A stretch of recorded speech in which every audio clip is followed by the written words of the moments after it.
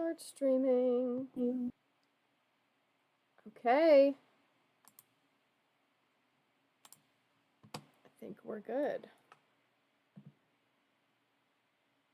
There we go. And we're live. Hello, ladies, men, and non-binary friends. Welcome back to our session 3 of Westerly Academy, a campaign for Palestine. We are going to be playing some D&D for you today, and any and all revenue from this video will be donated to Rowan's family. So that means any donations you send in and any ad revenue accrued on this video will be going directly to that family. She was supposed to start university this year, but was unable to because Israel bombed her university and her home.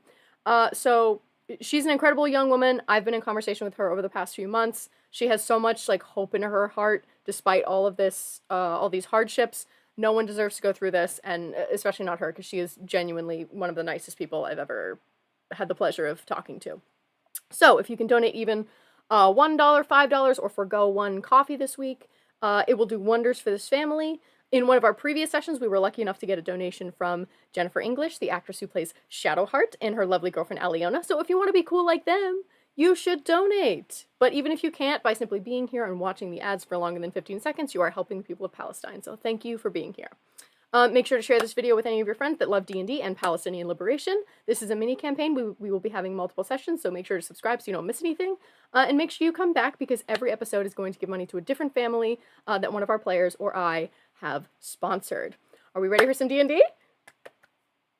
Let's go! Oh, yeah. Yay! Amazing. No. All right, so I'm here with my lovely players. Just give us a quick reminder for the audience. Tell us a little bit about your character and who you are. So, Kara, if you would like to start us off, please. I'm playing Lexis Perplexus. She is a tiefling Pact of the Fiend warlock, and her alignment is lawful chaotic. Oh, sorry. Naomi, please let us. I was like, oh yeah, I gotta give him a cue. After you. Oh good. So I'm Fadian. I am playing she is a half-elf warlock, also Pact of the Fiend. And I don't really have alignment, but if I did, it probably would be neutral, too neutral, maybe? I don't know. And Selene. Oh, if my mic could pick me up, that'd be great. Hi, I'm Selene. I'm known as Orange Pillow Princess on TikTok. I am playing Akasha Tepish, who is a vampiric necromancer and is very chaotic good. Yes, absolutely. And as usual, all of their links and their socials are listed below. So without further ado, let's get started. So last week, our players had their first day of school at Westerly Academy and met a very eccentric group of characters, the professors of said school. The mysterious, gorgeous, and lethal alchemy professor, Evelina Ivanov. The strict, disciplined, lycanthropic professor, Professor Moonglow. The devilishly androgynous Professor Caxus Cathos. The deeply disturbed but brilliant Professor Ophelia Bingle. The intolerant grouch Professor Vexine Slenorza, and of course, the enigmatic and very famous Professor Bernal Galante. Throughout the day, our heroes learned more about the history of the school and started unraveling the mystery of the missing deputy headmaster, Lazuli Lovely-Bell. Fadian, still missing her trinket that allows her to venture into the Feywild, continued to cause her anxiety. But after deciphering a note in the office of Lazuli Lovely-Bell in illusory script that read, "Taken beneath school, don't trust staff, essence fading, fine Onyxara," our heroes were emboldened with more information to continue unraveling this mystery. And perhaps the most intriguing reveal of all, that Professor Moonglow and Professor Ivanov are not only lovers, but married. Hashtag love wins. Hashtag love wins. Love wins at Westerly, baby. After reading the note, the students heard Lovely-Bell's voice beckoning them in their dreams, and revealed that she was beneath the school. Is she being kept there of her own will? Was she captured? How will they find it? All these questions may be answered and more in this episode. And we're going to open on waking up in your dorm after you've just had this very disturbing dream. I would say Lexus has gotten up early and has already prestidigitation to PowerPoint, and the PowerPoint has one word, and it says allies, question mark, question mark, question mark, and she has already consumed 3 cups of coffee. Amazing. Yeah, Fadian just kind of opens the door and looks at the PowerPoint and is like, how did you already have that ready? Why wouldn't I have that ready? We are in the middle of a caper, and we need allies. How are we able to sleep when we know that Lovely Bell is captured beneath the school, and all these other people are up to shady things? We need to start discovery early. A lot of words, but far too early in the morning. Lexus is going to give Fadia just the strongest possible cup of coffee. And Yes. she does. I love the prop interaction here. So good. Biggest Adorable. mug one of the biggest mugs I have. Yeah, what is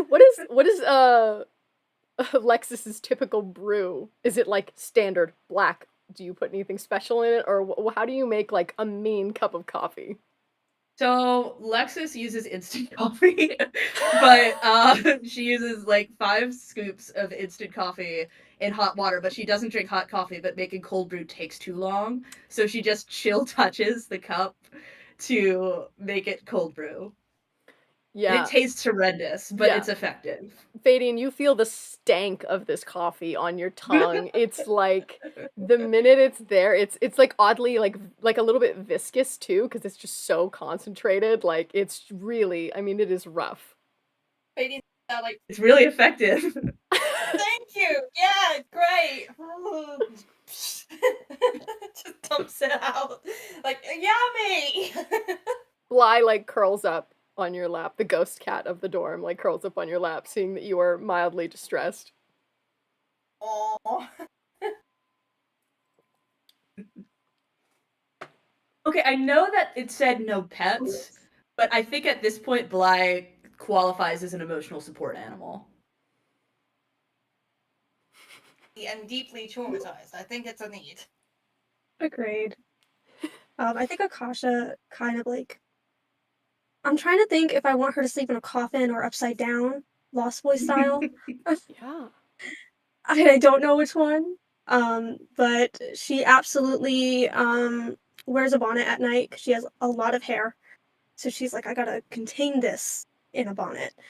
And she steps out with her little nightgown and her bat slippers and her bonnet, and she goes, "Is this the PowerPoint you said you were gonna make?"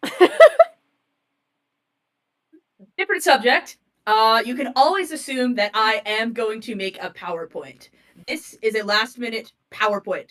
Because I heard last night, Lovely Bell's trapped beneath the school. We know it. We know that we can't trust the staff. What we do need to find are people who we can trust. Allies. Okay. I I don't feel think- like we're gonna have to do a PowerPoint night at some point. Just each make a PowerPoint to share with each other, but off topic. Is this never how had enough friends roles to do that. communicate through PowerPoints? I'm not sure. I'm not actually a real lawyer, and I don't think I've ever met one. I've only Is met it a- devils. Is it a tiefling thing? My dad really liked PowerPoints. They lost so much character though after he got rich. Now it's all just he used to be here's why my invention is gonna save the world, and now he's all here's how we can improve profits by making everybody unpaid interns and also destroying the world. But whatever. Lexus falls back into her own mind, thinking about all the wholesome PowerPoints she once shared with her father. Fadian kind It's of fine. You'd be surprised how many interesting PowerPoints you find going across the Fey world. I remember I had one that was talking about what is better, Fey bread or Fey curry, and it's like you just put it together, guys. Come on. Also, if you I think haven't that the had, Fae would think about that. They're not a fan of rules. see that's the thing. You have to think about it and then they just do it. If you also, by the way, I have a great recipe for focaccia bread. Please, I need to make it for you all. Of course. I mean, I made you my delicious, incredibly effective coffee. The least I can do is accept your focaccia bread. Is it caffeinated? It's a cashew bread. No, it's not, but it is very delicious. Okay. I'll give it a chance. As But I'm very disappointed by the fact it's not caffeinated. at the mention of focaccia bread, all of your stomachs start to rumble, and you realize it is in fact breakfast time. And perhaps your need to seek allies will be quenched by Okay, I'm gonna hanging out give a with your list friends. of names, and then we'll head down and we can talk it. Okay, Winnie, Gongor, and the cute tiefling because Akasha needs to talk to them. That's what I'm thinking so far for potential allies. I like Winnie Goblin. being on that list. The awesome goblin, because Bugsy! I forgot about Bugsy! Of course Bugsy would help out. duh. Temporarily forgot his name there. Sorry. I think the pilot program kids need to be in on this because it seems like this implicates you guys. Like it seems like Absolutely. Considering Lovely Bell was like a massive like reason why we're here and a massive like campaigner for us to even have the chance to experience this education.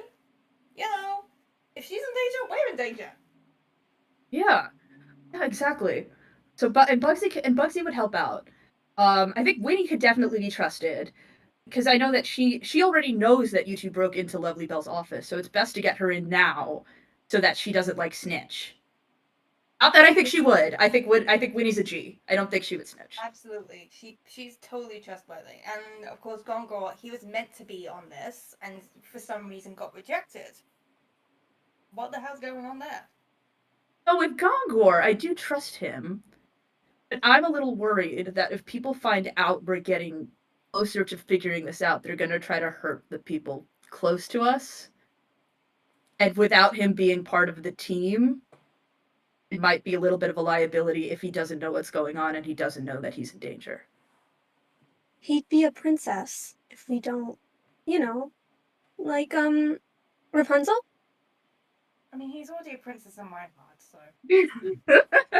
Gongor is the princess of all of our hearts, but I do suppose we should we should make sure that nobody could lock him in a tower, because I don't think he could grow his hair that long.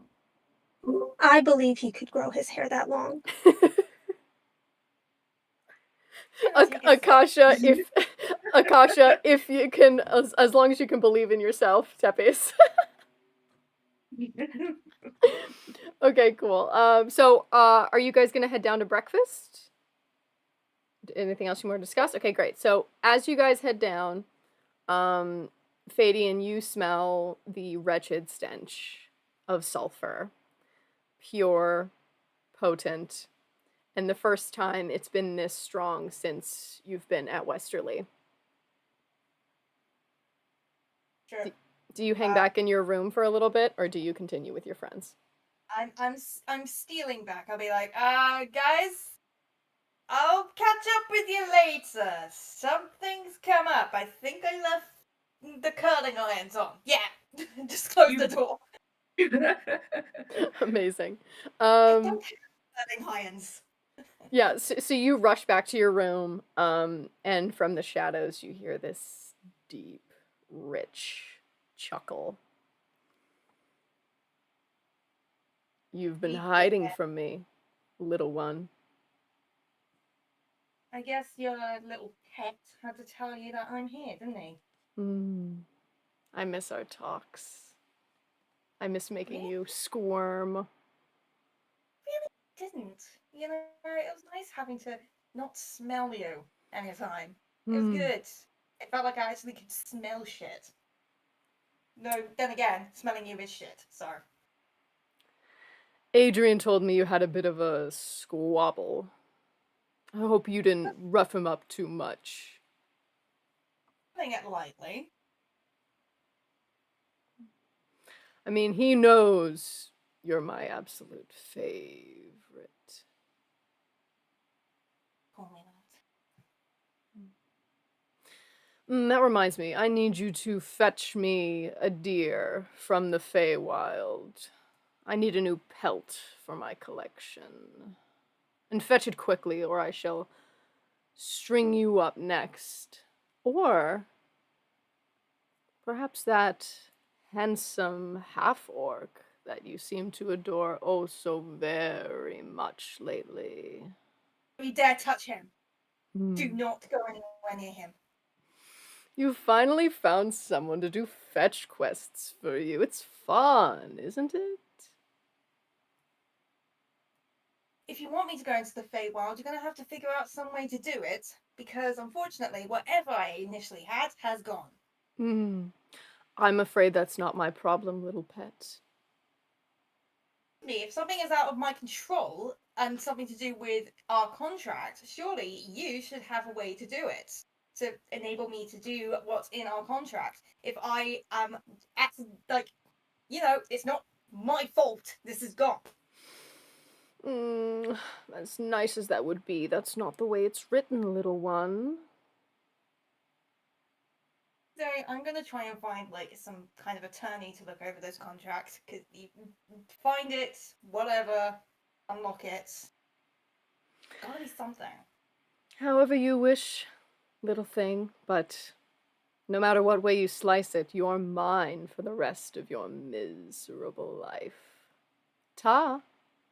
And he disappears. Go into my room, close the door, and I just scream to myself, trying to get all of this frustration out. Yeah. How's Fadian feeling in this moment, other than just angry?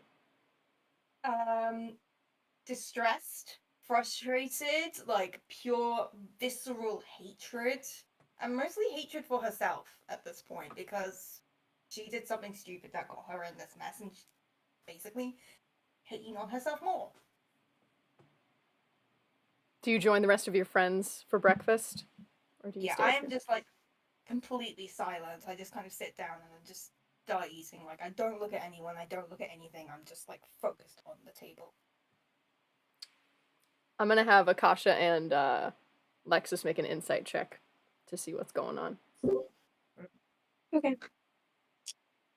Okay. Lexus got a 14 on insight. Let me get my thing out. Insight. I gotta get my dice box out too. I got a 9. A 9? Okay, so Yeah. on a 9, I feel like Akasha might be like Fadian's a little quiet, but maybe not realize. I feel like Lexus on a 14, you get the feeling that something's up. Adian, I don't mean to pry, but that's not the look of somebody who just went to go iron their clothes. Want to talk about what happened? I smelled sulfur. You know what that means, right? Yeah. He knows I'm here. And Did he talk to you? yep.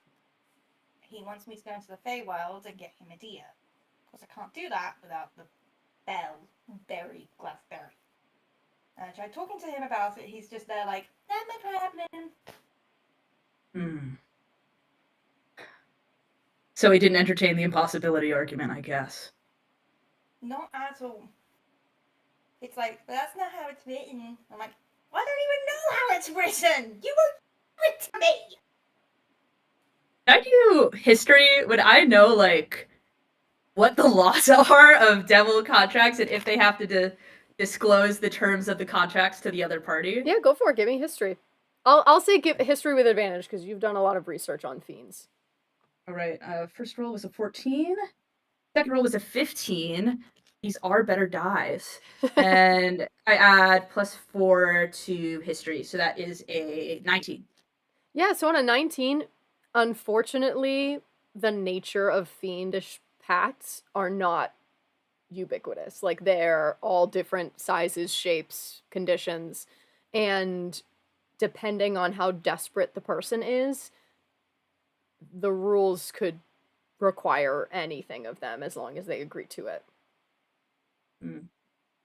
Yeah, unfortunately, fiendish law is law, but it's like rather weighted in one direction, which is being the fiends.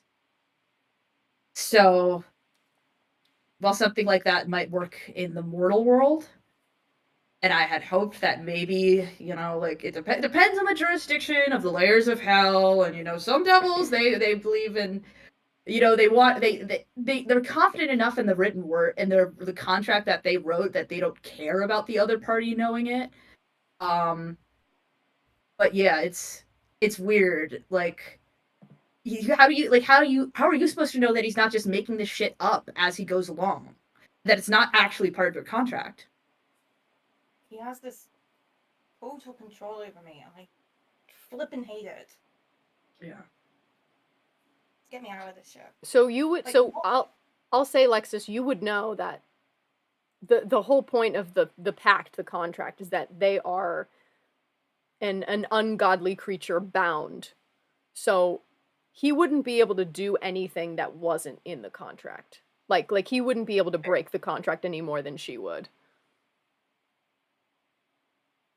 Did he mention anything about the Adrian thing? Because I'm worried there might be a clause in your contract about harming him. And I think we could really use him for leverage if we get the chance. Anything, but he did say that he did say about the altercation. So that means that Adrian likes to run off to little daddy. That's no surprise. Fade- It seems like the type. Yeah. Fading, give me an insight check. Insight +4. Also, my dice tray has a lot of dog hair on it. My campaign. That's a 4 + 4, so that's an 8. You couldn't really tell either way whether or not he was bothered or unbothered by the fact that you and Adrian had an altercation. Because I'm dumb as bricks. You're not dumb as bricks. You're dealing with a contract that you can't even see that is weighted almost entirely against your favor. And do you want to know the worst part? What? He began threatening Gongo. No one touches fucking Gongor. No one touches you, first of all. But second of all, no one touches fucking Gongor. Absolutely not.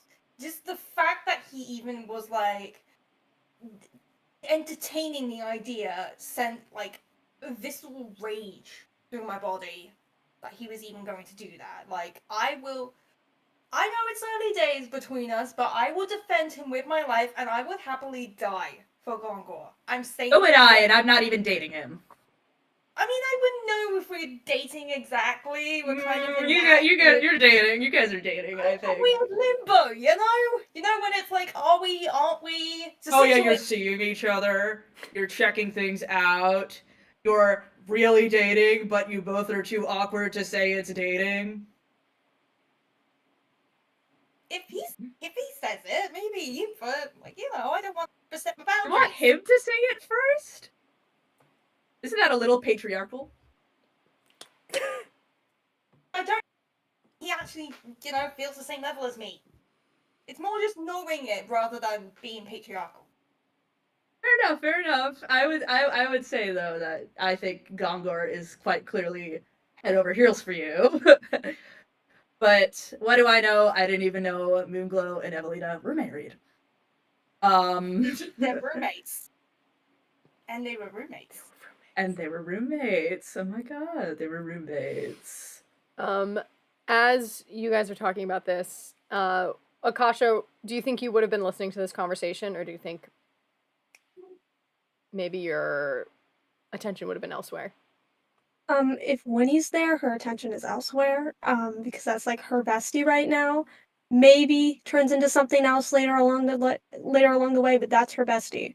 So if Winnie's there, she's focused on Winnie. So glad you mentioned that. You actually see Winnie talking to someone that looks a lot like her, but older. And give me a perception check. I have to perceive. Yeah, to get to hear what they're saying. Okay.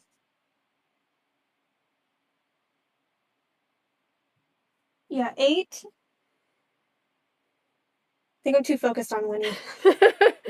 See, your gaze finds this adorable drow who you are quite fond of, and talking to someone who looks a lot like her but older, and you can't hear what they're saying, but you notice that Winnie looks very crestfallen. Like sad? Yeah, like a little like disappointed in herself. So from the side, I hope I'm close enough for her to hear it. I'm gonna shout, Winnie! And then like wave.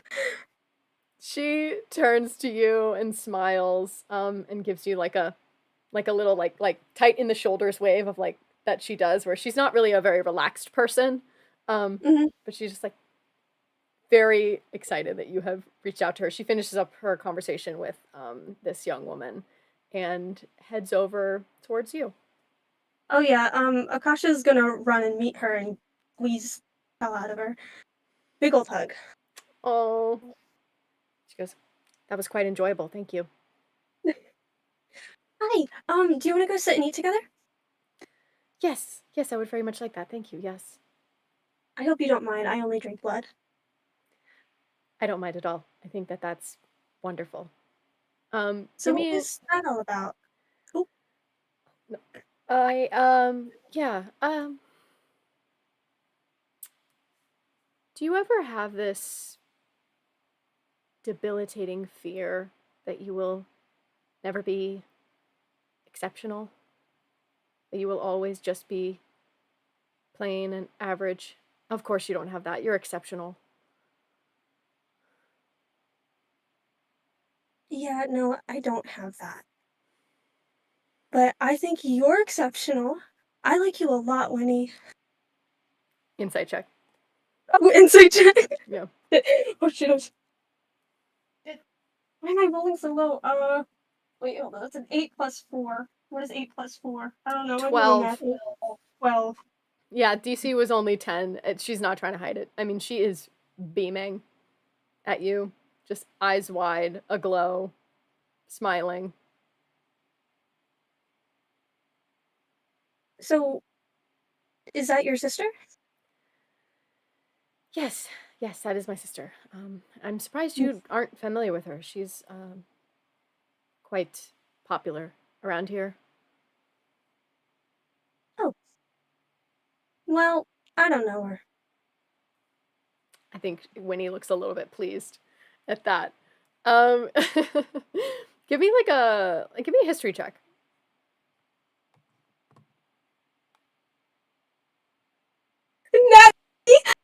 Nat 20?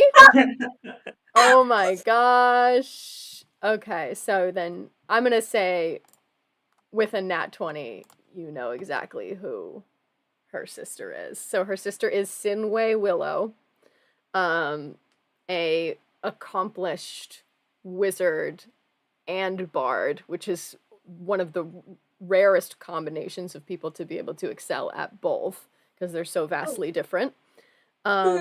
And she is an accomplished playwright. At the young age of 21, she has an incredibly famous play called Falling Becomes Her that is about a forest nymph and is widely regarded as an incredible work. Oh. Okay. Well, I guess I do know her then. Would you tell Winnie, or would you lie? I don't think I'm gonna lie to Winnie. I think I would take another glance at her and go, oh, she's that playwright. Yeah, Winnie kind of like lowers her head and she's like, yes, she is. That's my sister. Yes. I didn't quite like her work. Kind of like laughs to herself a little bit. It was too cheesy. I agree. I don't know. Yes, very I don't derivative. like how. Yes. I didn't like how she wrote the main character. It was really weird. And her vampire representation is very off. Mm. Yes, knowing you now, my best friend, you are nothing like the vampires in her stories. Yeah, I eat garlic all the time. It Yes. sucks, but Yes. I thank you, Akasha. I'm very, very glad to have you as a friend. do you want me to chew her out for you? No, that's okay. I just I don't have many things that are just mine. So, You're really good at unlocking locks and shooting things. that is true. I am quite dexterous. She's not dexterous. No, she is not, famously. She trips a lot. Does she? I haven't noticed. I can trip her. I appreciate you wanting to make me feel better, but inflicting harm on my sister, I fear would only come back on me. Why? What does she do? She is a spirited but difficult person. Bully. Yes, I can chew her out. as much as I would appreciate that. I actually wanted to talk to you about something. I Yeah, saw what is you. it? I saw you were struggling recently in our arcane musicality class. Um, Forgive me if I'm incorrect, but I recall that you said that your mother was or had a connection to Aelstray, Mm-hmm.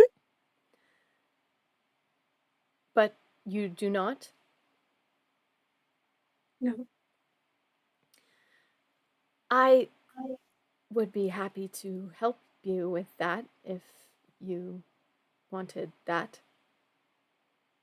I'd really appreciate it. My mom keeps pushing me via Ouija board to do it, and I keep refusing. But I would totally like you to be my teacher. Ah, I see. Um, yes, I would be happy to. That would be very good and nice and good. Yes. Um, there are lots of smaller temples and prayer rooms, and I could show you how to talk to her. I would really like that. Excellent. I suppose a better time for this would be after classes have concluded for the day, but until then. Yeah. We should eat though. Yes, I am quite famished. Hmm. Okay. You guys sit down and eat. I love Winnie so much. Yeah, so do you talk with your friends about what you found? Do you tell Winnie about the things that you've seen? Do you tell Galandry? I know that you kind of sent her out to find some dirt. Do you want to clue Galandry in on this situation as well? Can I roll an insight check on Galandry Yeah, of to course. see like if she's trustworthy or not? Yep. Okay, that's a 16. Yeah, you can also use guidance on yourself if you want. All right, yeah, I'll do that because I want to be sure that I don't like fuck things up for everybody. Hey, no. Okay, that's only a 1, so it's just a 17. Okay, yeah, 17, you get the vibe that she is straight up. You get the vibe that she really likes you. She doesn't seem to be someone who is friends with everybody. You know, she has a select group of people that she allows in her circle. She's not really there for popularity. She knows who she likes and she knows who she doesn't. But what you have learned about her is that she is probably the most efficient at gathering information of anyone you've ever met.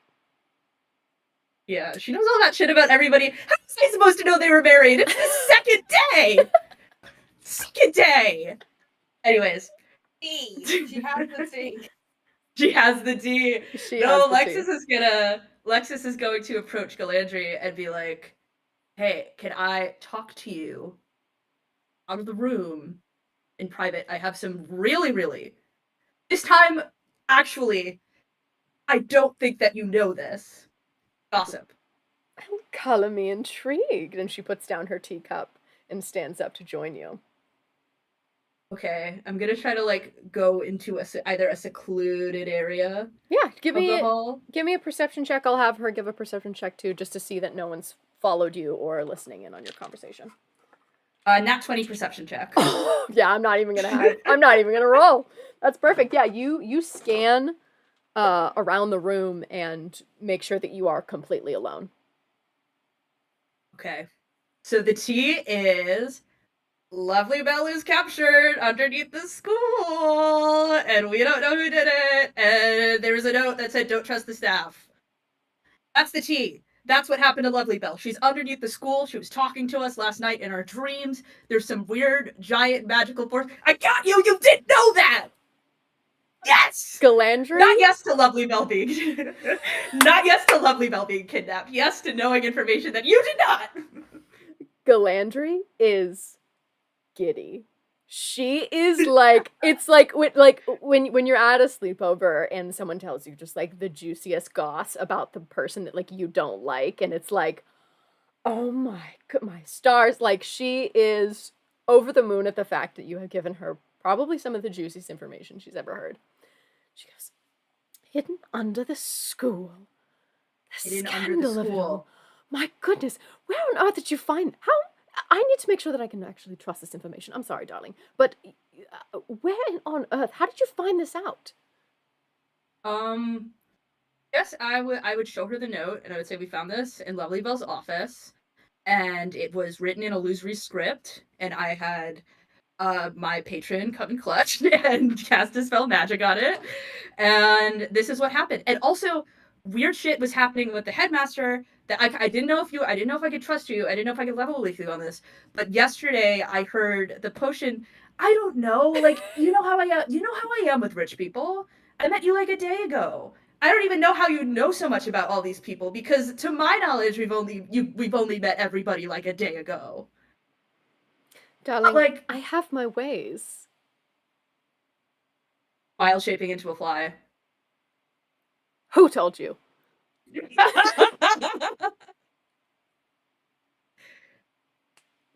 Can't trick me. I'm a lawyer, almost.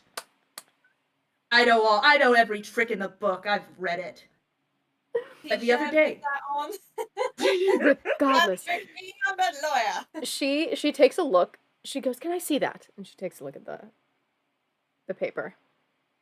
She's like examining it, and she like sees that it's like legit and like has the signatures and everything. Like, she goes, "Okay." So she goes, "Beneath the school. Do you know how to get beneath the school?" No, as I was saying, we all just got here like yesterday. Okay. Well, you've certainly been snooping around. I wasn't sure if that was some of the information you came across. Forgive me for being investigative. I shall look into this. Because... Also, there was this other thing that I heard about. Evelina was talking to the headmaster, and she said that poisons went missing from the alchemy thing. And then she said, you should have kept your mouth shut. Do you know, has he had like any major gaffes or anything? Or anything that he said? I know you said he was like really paranoid and neurotic even before the pilot program. Galandry's gonna do a check to see if she... I'll do like a retroactive perception check for her to see if she noticed any of it. And I give guidance on this because I want the tea. I'm gonna say that because this would have happened in the past, you can't give her guidance because we can't confirm whether or not you were there near her, but I do appreciate that. Fair. Oh, she rolled a nat 1.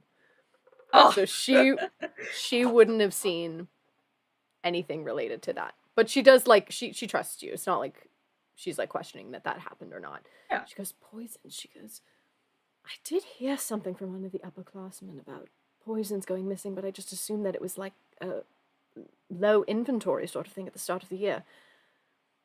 She goes, I'm going to look into this a little further. Come and talk to me around lunchtime, and I shall let you know if I find anything interesting. Right, good. And Lexus hands her a business card that is, again, just a scrap of notebook paper that says Alexis Perplexus, parentheses, almost, close parentheses, Esquire. And goes, here's a card. Welcome to the firm. I believe you've already given me one of these, but I shall add it to my collection. And she tucks it away. I'm never gonna stop giving you business cards. And I wouldn't ask you to, darling. And she goes back to drink her tea. Okay, Alexis is gonna go rejoin the other two. Amazing. Yeah, is there anyone else that you talk to, or are we gonna conclude breakfast and head to class? I mean, can I check in on Gongo in case he has seen that glassberry? Absolutely. I was hoping you would. Okay, yeah, let me get his little profile up here. Yeah, so you head in. Oh, perfect. It was literally the next one. So you head in, and you see Gongor in there. He's gathering dishes. His father Ogar is making pancakes and goes, "Hey, Fadian, good to see you, kiddo. You need anything? Got anything going on?" Private word with Gongor, just quickly, like 5 minutes. I promise it'll be quick. Oh, sure, private word. Yeah, you can head around the side. No, unfortunately, not too much private room in here, sweet. Sorry. But yeah, you can grab him for a second. Yeah, just round the corner, just out the side. Thanks. Yeah. Mm-hmm. Just like Yeah. walks off. Yeah, he heads over. Give me an insight check. And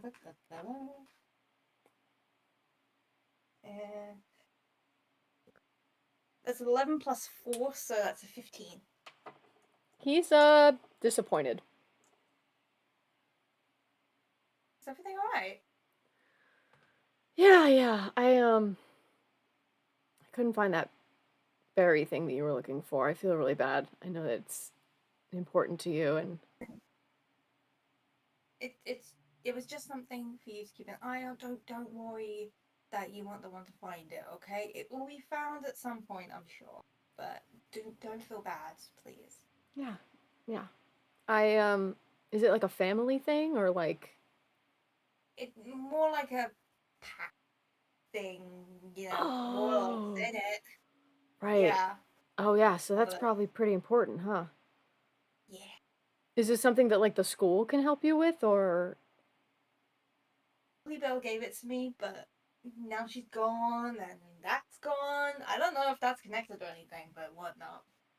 How long has Lovely Bell been gone? I think since yesterday. That's really weird. Hey, what's up? No, I kind of just I like did she leave or she's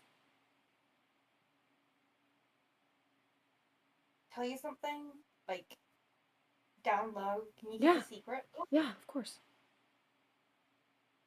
The roommates and I, we've been kind of like, I guess, looking at clues, kind of like looking into this mystery. And we found a note that says, like, don't trust the staff, find this person underneath the school. It was written in Lovely Bell's hand. And then last night, when we were sleeping, we could hear her voice, like, saying to find her in the basement. I know, totally weird, but Yeah, I think that's crazy. Okay. So are you guys gonna try to find her? I mean, like this. that's I don't. the idea. Okay. Do you know how to get underneath the school? No clue. Okay. I mean, I could ask my dad. We have a cellar in the kitchen, but I'm not sure how far it goes down. That's a place for us to start, I suppose. I mean, it's beneath the school. It would kind of make sense. Yeah, it's underground. I mean, I guess. I can look around. I'll see if there's maybe like a trap door or something, or if, I mean, my dad's got a ton of keys, so maybe he might be able to get in places that most people can't. I'll look into this. Are you guys gonna be okay? We'll be fine. Just one more thing, Gongo, and she kind of just like grabs his hand and kind of like squeezes it tight. And she looks in his eyes and has basically said, just please promise me you'll be careful. If anything happens, tell me, please. I'm gonna give an insight check for him to see if he can read further into this. Nope. Too low. Yeah, he's just. I think he's just so just. He And that- sees the eyes and is like, He's "Ugh." so enamored with you. He's just like, yeah, no, I'll be fine. You don't need to worry about me. If anything at all happens that's out of the ordinary, please tell me. Okay. Yeah, and you too. I mean, I'll be fine. I've been through some pretty wild stuff. It takes a lot to take me down, but I'm more worried about you. This is crazy stuff.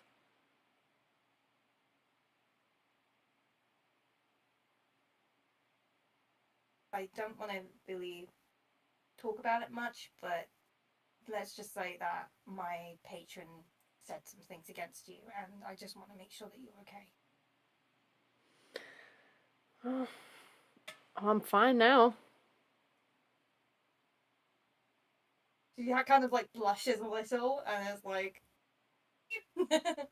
He squeezes your hand back again. And he goes, as much as I would love to stay here and keep talking with you, I've got to get back to help my dad, but I'll let you know if I see anything. thank you. And I just like give a final squeeze, and I really, really want to like kiss him, but then I just like dash away. Adorable. Okay. All right. Yeah. So you head out back to your friend's table. Anybody else that you guys want to talk to before you head to your classes? I just come to the other two and I'm like, Gungor knows, and he mentioned about the cellar. Ooh, someone was talking to Gongor! Anyway. But no, that's actually valuable information. Thank you for that, Fadian. You're welcome. I'm always on it. I'm always on it. Even when Yeah, sure you are. You didn't have any ulterior motives. Going to talk to Gongor. No, what are you on about? Did you guys kiss? I really wanted to. So good. We did. That's why we're adding Gongor to the firm. The more you guys talk to each other, the more likely it is that eventually you're going to work up the guts to kiss him. Oh man, so.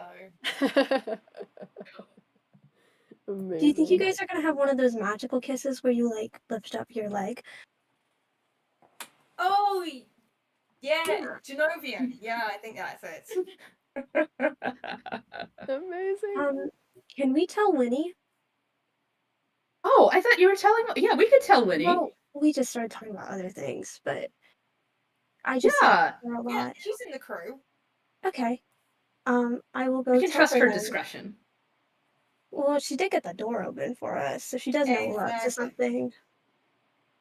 You know, She I does, but I trust Winnie. Winnie seems chill. Would Lexus like know of Winnie's, like she didn't witness that conversation, but would she know of Winnie's sister from like Give me knowing their family?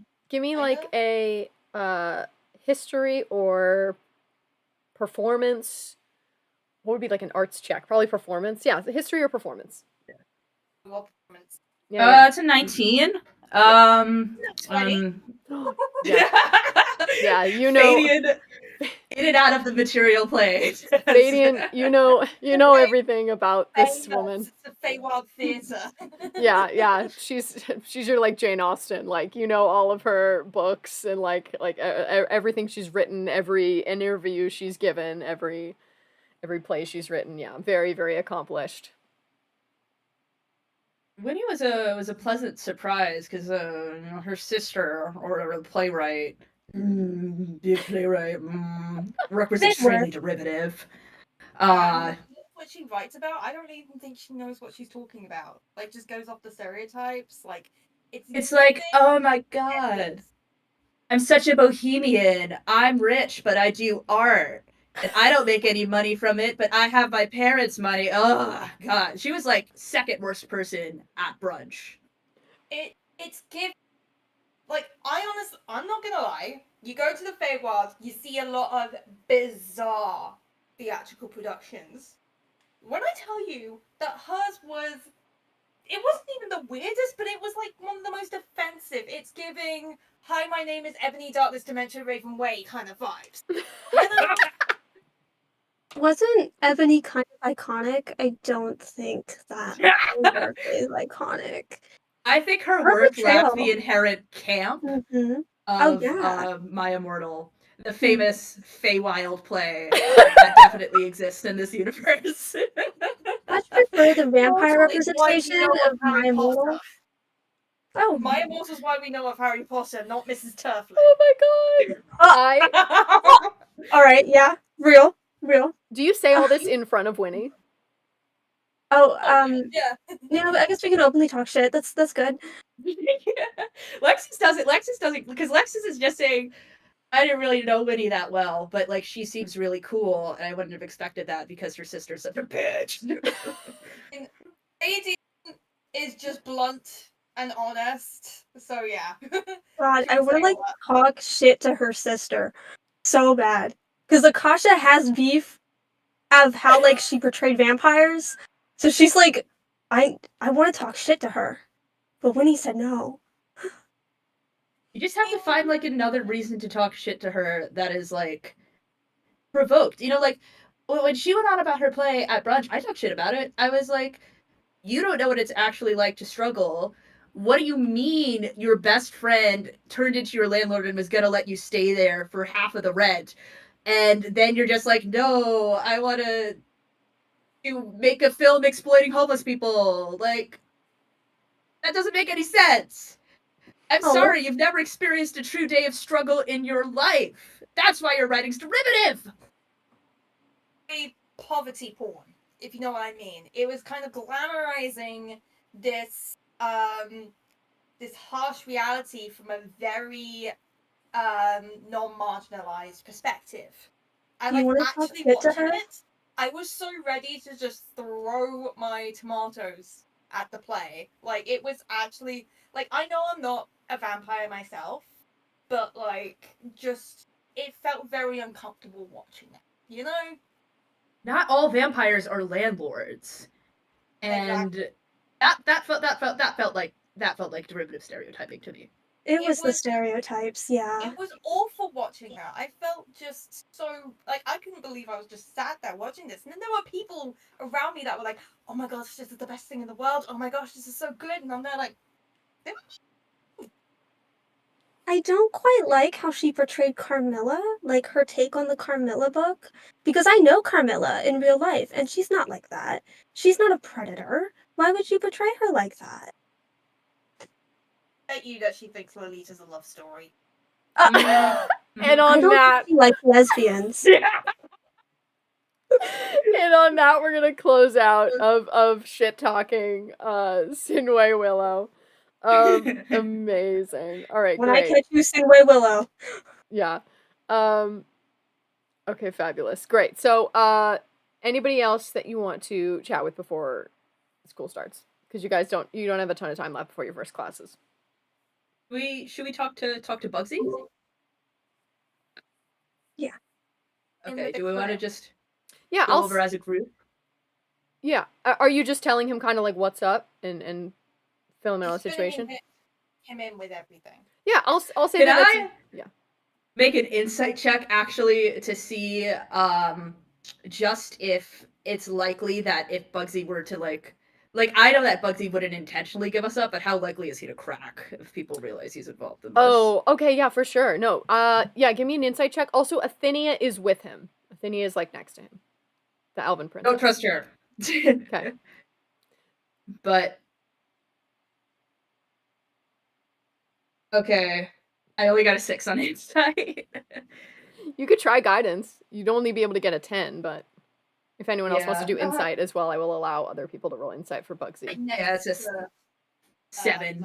Yeah, I'll go for it. Insight. I've not been good with insight, so let's try again. That's a 7 with +4, so that would be an 11. So, Akasha, do you want to try insight? Sure. Yeah, go for it. The Sure. most unsure, sure. 18? 18. Yeah, so from what you understand, because you had class with Bugsy as well, you were one of the few that had your lore and mythos class with Bugsy. You get the vibe that he's very like homegrown, small town, loyal, almost to a fault to the people that he cares about in his life. He worked in a tavern with his mom. He absolutely had people in his life that maybe were criminals, maybe they weren't, but were important to them, and he kind of like kept it on lock to protect them.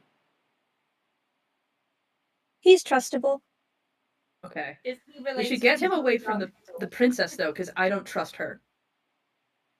Why don't you trust her? Yeah, why don't you trust her? I just don't. I don't know if she's actually going to be willing to stick up for Bugsy where it counts. Because I think that she's still kind of under the yoke of her family. And I have sympathy for that. I don't want to like judge her as I understand that like family stuff is hard. You say But I that, think there's just a lot of pressure out on her. well, you remember yesterday where Bugsy was being thrown around by Thaddeus and Adrian, and she immediately went in to defend him and make sure that he was okay. So I think she would. The way that she immediately went there, didn't care about social hierarchy and whatnot. She just went in there. I don't know. I mean, she's willing to do that there, and she's willing to look after him. But is she actually gonna stop going to fucking brunch with Thaddeus and Adrian and the like? I don't count that I go to brunch with them. My dad makes me. I protest it every time. We get it. Don't worry. Brunch. You don't need to defend yourself. We get it, girl. I fear I have to agree with Lexus here. She's a princess. She comes from, well, I guess means like mine, where she is Serious. spoiled. You? Are you saying we shouldn't? Well, Kasha's different. We're like the first people that she's met. She kind of has to trust. No offense to your judgment, Akasha, but Akasha doesn't have the same pressure exhibited on her to like uphold the systems of power. And listen, we can pressure include her on me, later. I have That's pressure on true. me to kill all of you. I mean, like, even What? Wait, what? My Are you father's hired to kill us? No. My father's the impaler. He would really like it if I were to impale this entire school. This entire school? Well, not you, or Well, why women. did he send you here if he just wanted you to kill everybody? Oh no, I asked to come here.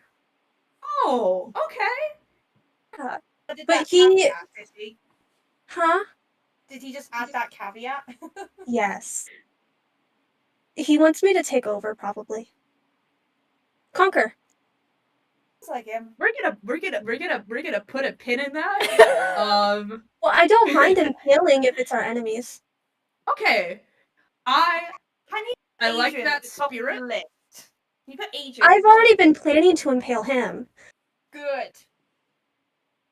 Yeah. Well, that Adrian. After we use him as leverage to get Fadian out of her contract, impale away. Full impalement. All the impalement. Hail away!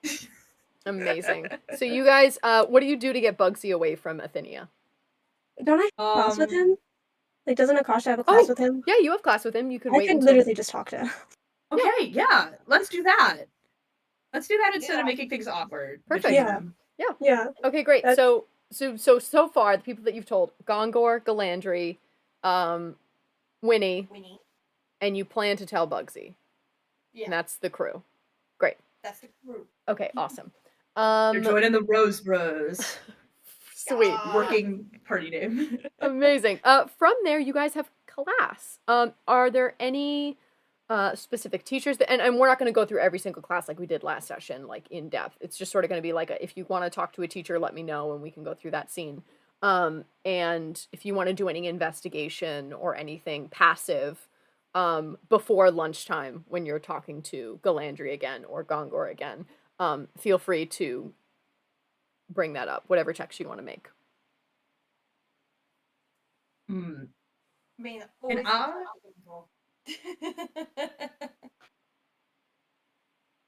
I'd like to. Is infernal legalese? Is that before lunch or after lunch? Your infernal legalese is. Let me check. I think it's after lunch. Nope, it's before lunch. Yep. Okay, because I would like to talk to the. I know we made like an office hours appointment. I don't know when that would be, when that exactly that would take place during the day, but I would like to talk about my dad's contract with Ophelia. Yeah. So she comes in and she goes, "Oh, Lexus. Yes, I have news for you." Oh, really? What's the news? Yes. This pact of that you brought to me, one of the most airtight that I've ever seen. I do believe I might need a little bit more time, a little bit more digging. But I would that be amenable to you if we were to postpone our office hours? Oh, yeah. That would be amenable. Disappointed but not surprised about the lack of loopholes. Can I do insight on her? Mhm. Because I think Lexus might be a little paranoid and is like, what if this woman is like secretly a devil? Do it. Go for it. All right, that's a 16. Yeah. I'm gonna give myself guidance. Okay, that's only a 1, so that's a 17. Yeah, I'd say that the paranoia that you feel is frankly just the paranoia that's coming off of her and into your immediate mental space. Okay. Also, Yes. out of curiosity, do you know? I feel like most fiendish pacts, they have like a clause about like harming anybody close to the devil, and you can't do that. But what if there was a third party involved who was able to sort of maybe leverage a deal a little bit in one of their friends' favors? I would have to see the contract because it could perhaps be one of those things where if the third party was unaware of the relation between the warlock and said relative of the fiend, then perhaps it would be permissible, or perhaps not. That may not be a clause included. However, it is possible that if you did know that said warlock was affiliated with said patron, and therefore the relative of said patron was indeed a part of the equation, it is possible that would be allowed or not be allowed depending on how the contract was written. So I would have to see it myself. Yes, that is very illuminating. What if the patron doesn't allow you to see the entire contract? Is there any way? Oh, that Anything would you could do? that would put a wrinkle in it, wouldn't it, darling? Yes, certainly not something that is particularly uncommon, I'm afraid. Yeah. Yes. I shall do a little bit more digging. Do we know the name of this patron? Oh, Alexis doesn't know if Fadia. Can Alexis do a history check to see if revealing the name of the patron would breach attorney-client privilege? No, I think Because okay. well, because Fadian's already told you, so you would know that that's fine. That is a fine topic to be discussed. In fact, knowing your knowledge of Machiavelli, the patron, he almost like prides himself on the fact that people know that he like has dominion over others. So that's like no problem. All right. So to preserve the confidential agreement between my client and I cannot disclose the name of my client, but I am permitted to disclose the name of that said client's patron. The patron is the Archdevil Machiavelli. Yes. Oh, quite a nasty one, isn't he?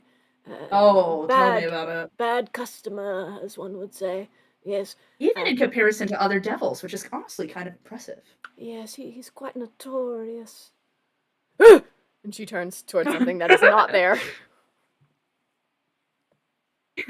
Lexus gives her a cup of coffee because she's just like infernal. In her mind, she's like infernal. PAX was so boring last time. I think it would make it so interesting if she also had coffee. Yes. It's been so long since I've indulged in the coffee bean. You're a law professor. You deserve it. Do I? Yes. Okay, I shall indulge. You deserve nice things. I don't care what Asmodeus says. It's quite viscous. Yes, it Quite- is. I quite- make it myself. Quite a bit more tang than I remember. It sticks to the roof of your mouth a bit. Yeah, that's how it lasts longer. Caffeine. Oh, I see. Okay. On we go. And she steps away.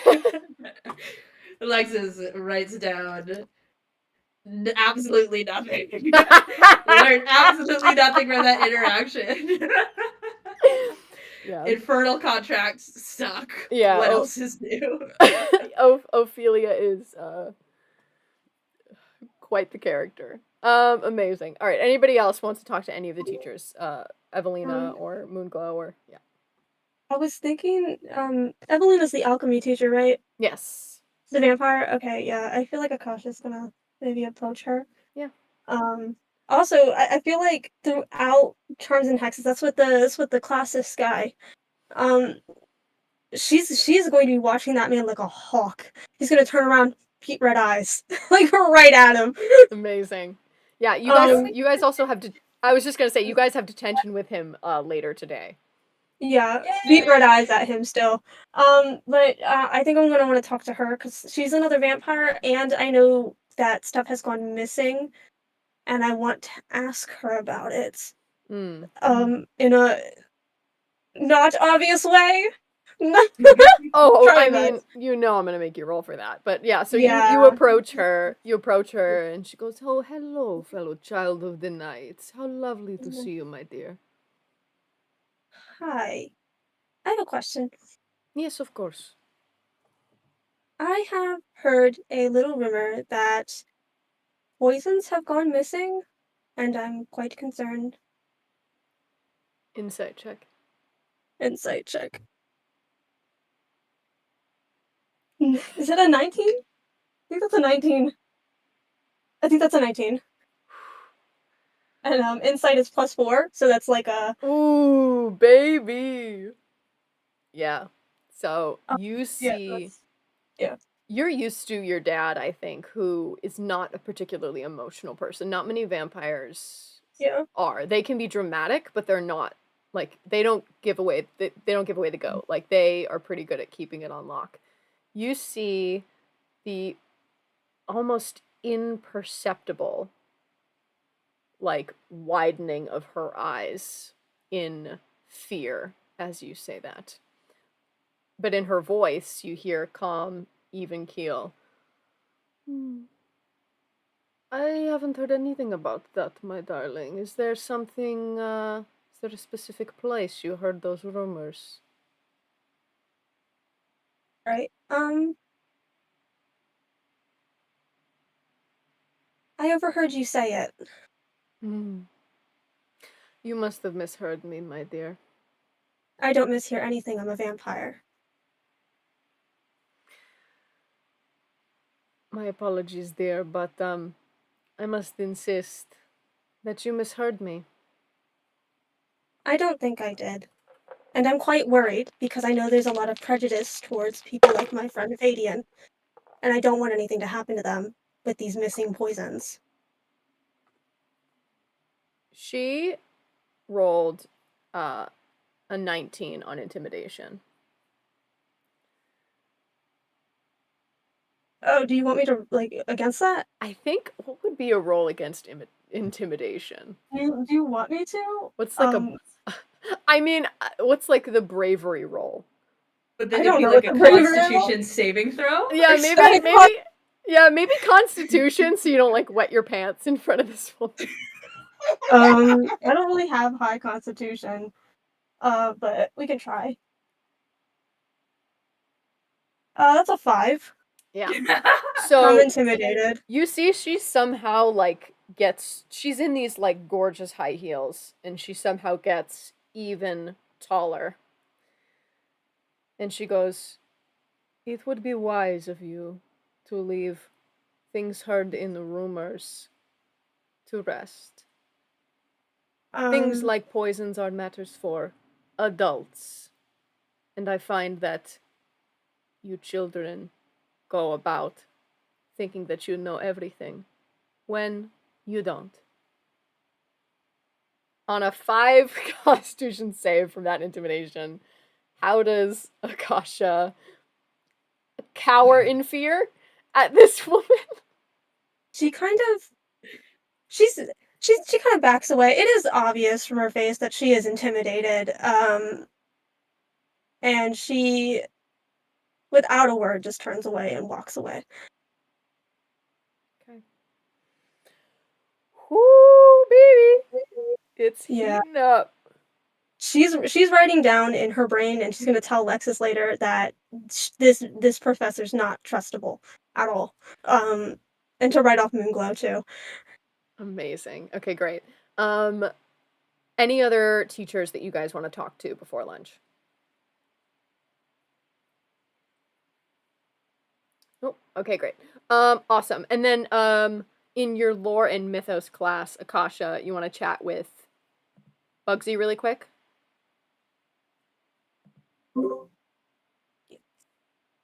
Yeah, I can do that. Sweet. Yeah. Do you just kind of tell him what's going on? Is there any questions you have for him or anything you want to discuss? Any checks you want to make? I can send out message so nobody can hear us, and I think I'm going to give that to him and give him the rundown. It's like a bullet point of who not to trust, who you can trust, what is going on, and what we've experienced so far. And she's definitely learned this from Lexus. Amazing. Yes, you give the full like pure facts, research, debrief, everything to Bugsy, who is also like very list based in terms of very type A, where he's like appreciates that. And he just kind of like he doesn't nod with his head, but he almost like nods with his eyes that like he's taking in everything that you're saying. And he like gives you like a little smile. And he messages back, anything you need from me? Any way I can help? She writes back, keep an eye out. He gives like a little like very small nod to you and draws his attention back to the front of the class as if nothing happened. Yeah, Amazing. we got that. Sick. Okay, great. Awesome. So you guys head to lunch, and we're gonna have Galandry. She crit? She did. She. Damn it! I was gonna wait a little longer to give you this. Okay, fine. Okay. That is great for you guys. Awesome. So you head to lunch. Lexus. Yeah, I go up to Galandry. Galandry meets your eyes. Bitch. Eyes wide. She goes. Yeah, she nods to head out somewhere. And then quick little perception check to make sure no one's listening. I'll also do a perception. Great. 14? Yeah, she got an 18, so you guys are fine. Yeah, so she just looks around. She goes, where to begin? I've got good news and I've got bad news. Bad news first. Bad news first. Excellent. So, there is a way to get under the school. It's not particularly easy to navigate, nor would I ever recommend anyone do this, but it seems we've been put in a position where it might be necessary. The only way to get under the school is to access it through Professor Moonglow's quarters off campus. Through the forest that we're not allowed to go in. Through the forest that we're not allowed in. And of course, tonight is indeed a full moon, where the werewolf students and staff will be out roaming. But the good news is Professor Moonglow herself will be shifting. So the door to underneath the school, the only time all month will be unguarded. So if we can navigate the forest and be unseen, it's certainly possible, but we would have to do it tonight. The only time. How did I do? Okay. You're such a gossipy bitch. I'm obsessed with you. Oh, thank you, darling. You're too kind. Also, here is the other members of the firm. And I give her sort of the people who we've told. So these people could potentially help us out if we're going to go into the forest. Yeah, we've got some more dexterous people, a little extra muscle. She goes, I shall spread the word. No problem at all. From what I understand, the path to underneath the school is quite treacherous, and it's off campus for a reason. I suppose that's what you lawyers would call minimizing risk. Yes, it is. Although, if we're still able to go there, and we might be able to get them for attractive nuisance, but that's a problem for another day. Excellent. I shall spread the word. And she... Excellent, and we will see each other tonight. Wonderful. Amazing. Cool. So, the rest of the day, is there anything else the rest of the day? So you have the Charms and Hexes class, and then you have Arcane Musicality. Anything you want to say to those teachers or check in with? Can I just vibe check every teacher? Just vibe check them? Yeah, give me an insight check. So first check will say, do you want to do a check for Evelina still, or? Oh no, I mean, I feel like after that, with her, Akasha can A, tell that she's lying, and B, deems her untrustworthy immediately, and it also deems her payable. Okay. So she's like, this bitch is my enemy. Got it. Do you want to do an insight check on Moonglow anyway, or? Yeah, I'll do it for her, but by Alexis will give help actions for every class that we share, because Alexis is also going to be good. Great. Yeah, okay. But Akasha is going to, like, keep Moonglow at a distance because of association. Okay. Perfect. So, yeah, insight check on Moonglow. We'll do that first. So that is a 9. Yeah, a 9. Yeah, Moonglow's pretty hard to read. Did you do that with advantage? Because you got the help action. Oh, yeah. I forgot to do the advantage. Go for it. An 11. Yeah, I'll say with an 11, Moonglow is pretty hard to read. Like, notoriously. She is very stoic. Her personality is very strict and disciplined. It's hard to tell whether that's for malicious reasons or just because she's a very, like, disciplined individual. So I'll say it's tough. It's tough to tell with Moonglow whether or not she would be trustworthy. Do you want to do Kathos, Professor Kathos? The tiefling? Okay, yeah.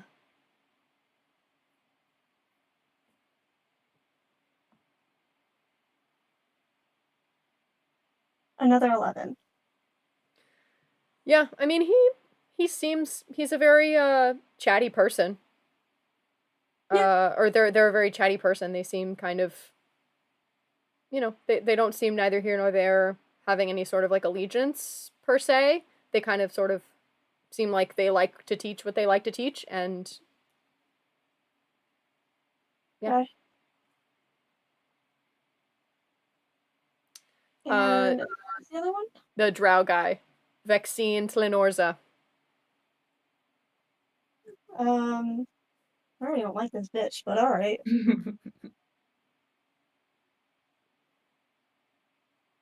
A 15, but I have you in that class, so I'll roll again. Yeah.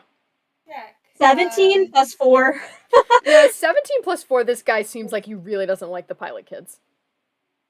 Okay. He doesn't like the pilot kids, and he doesn't like anyone who's not a wizard. I'm a wizard. Double yay! Typical wizards. Typical wizards. No offense, Kasha.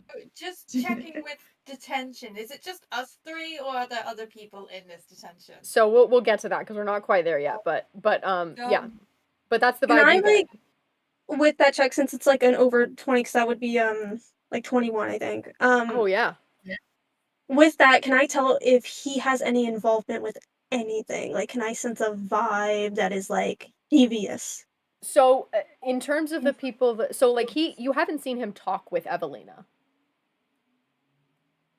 Like they don't seem particularly close. Is there anyone else, any other relationships you'd be looking at?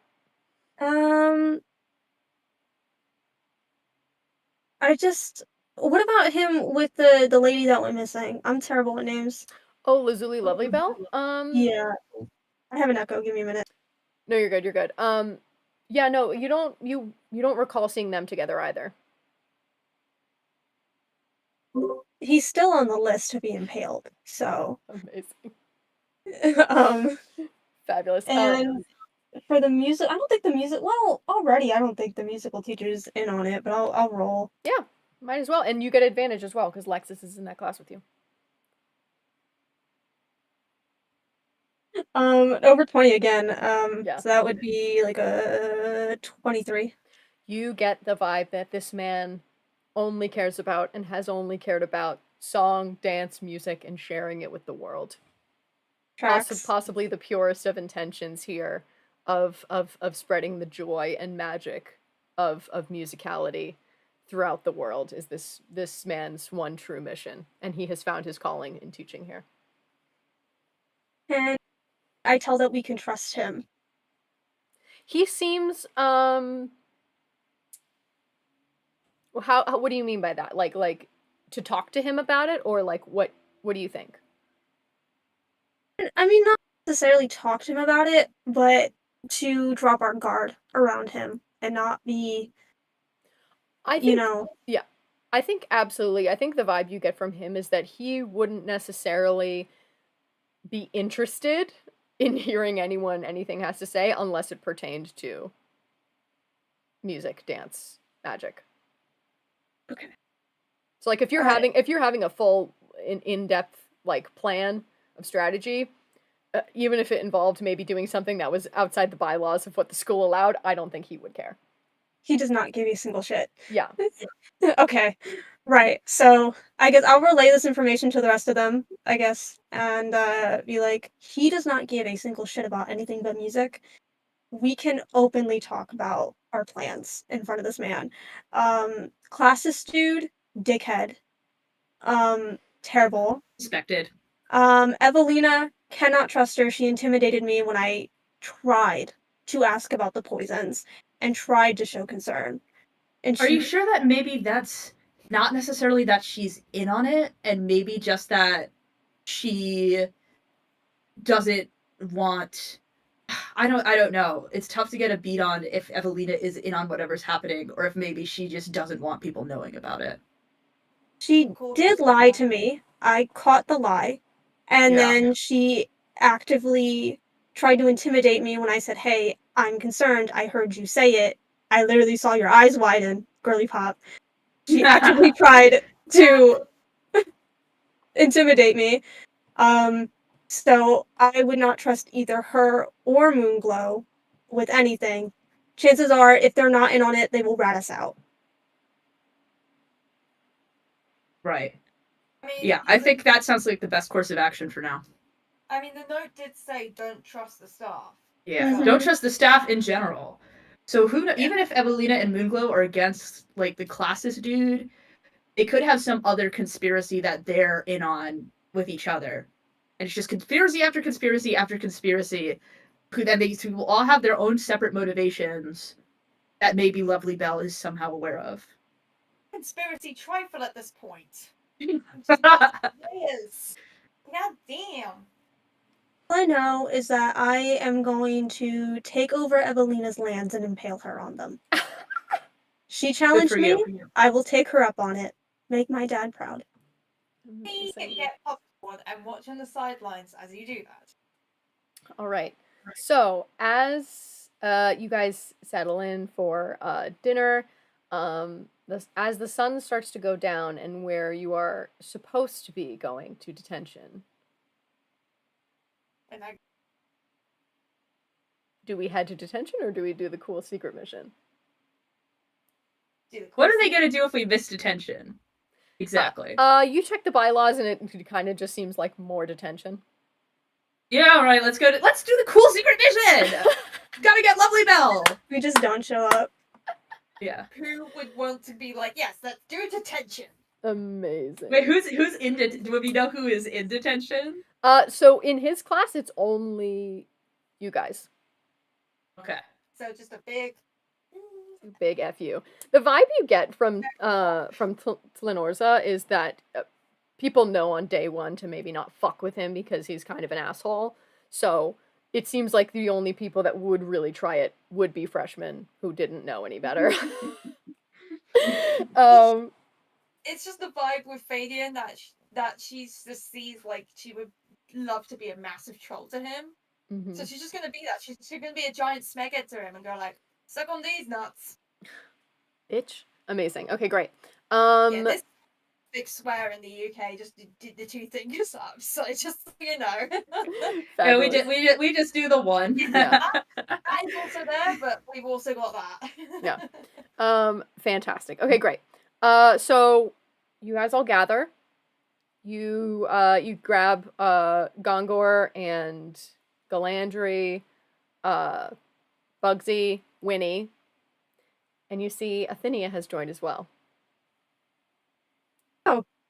Lexi, did you snitch? Bugsy. What? She's my girlfriend, and she's cool. Well, she's kind of a princess, so. She Are goes, you two official? she smiles and she's like, yeah. Okay. I get it. Everybody somehow has a love interest on day 2. We're gonna skip right past that. But hang on. I'm gonna go up to the princess and basically be like, listen, I get that you're entertaining the idea of standing up for your to your family. You're having your little rebellion era right now. I hope it continues. But do not tell anybody about this, no matter how much pressure they exert on you. Do not! Give me a history check. Thought that would be No, intimidation. That rolled like off the table. Hang on. Okay, that's a 12. Give myself guidance. 14. 14. I'll say because you know this woman from various branches. You would know that her entire family are famously sorcerers. Her mother is a sorcerer, her father is a sorcerer, her siblings all sorcerers, and she is not. She is. You didn't get the magical Nepo baby gene. She is a bard. Interesting. Which in various royal circles has been she's been slighted. Oh. I guess we have that in common then. Okay. Let's Can I just she can stay, but no one else. We have to have a you know what we're doing when we want to add somebody else to the firm, we're gonna have to sit down as a board and take a vote. That's just voting anyway. Can I just also add that when Lexus was going on about like everybody's got a interest on day 2, Fadian just immediately turns red and like looks away from Gongor, just like it's like call me out right there. I think I'm sorry that you were focused on his muscles. Oh my Paper. He rolled a 19 on perception on the die. No. Damn. He noticed you pointedly look away from him. He knows. Okay. I think Akasha also kind of looks at Winnie when that's said, and then looks away. Winnie rolled an 8, so she didn't catch that.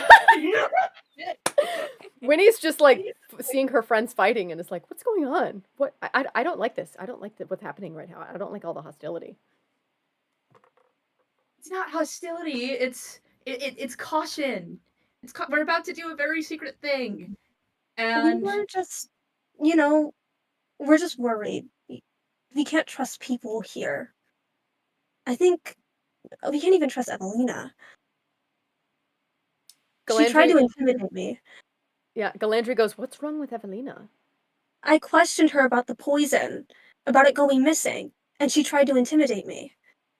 She's She was very lying. she's very intimidating. She wears so much oh, tell leather. me about it. Oh my Yes, I know gosh. this now, but I mean, still, she lied. my stars. We She's need to- it's scary. I don't think we need to know what goes on in the bedroom with our teachers, thank you. I wasn't suggesting Blackmail? anything. I'm just simply acknowledging what's before me. She called us children. Yeah. She said Very that we're difficult to children. ignore the ethical ramifications of that situation. Yeah. Give me an insight check on Athenia, Lexus.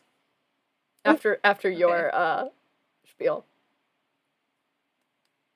16. She looks a little. I'd say probably more than a little upset at the fact that she's being excluded. Look, Athenia, you can come with us. I'm sorry. I am open to discovering that I have misjudged you. That you've heard how people talk about my family, and I think you might know why I would be a little bit on edge just being in this environment to begin with, but I know that I shouldn't stereotype and I shouldn't assume that you're one way because you were born into a certain family. And you have shown yourself to be very, very good to Bugsy. And yeah, I'm sorry. You're welcome to join. We're happy to have you.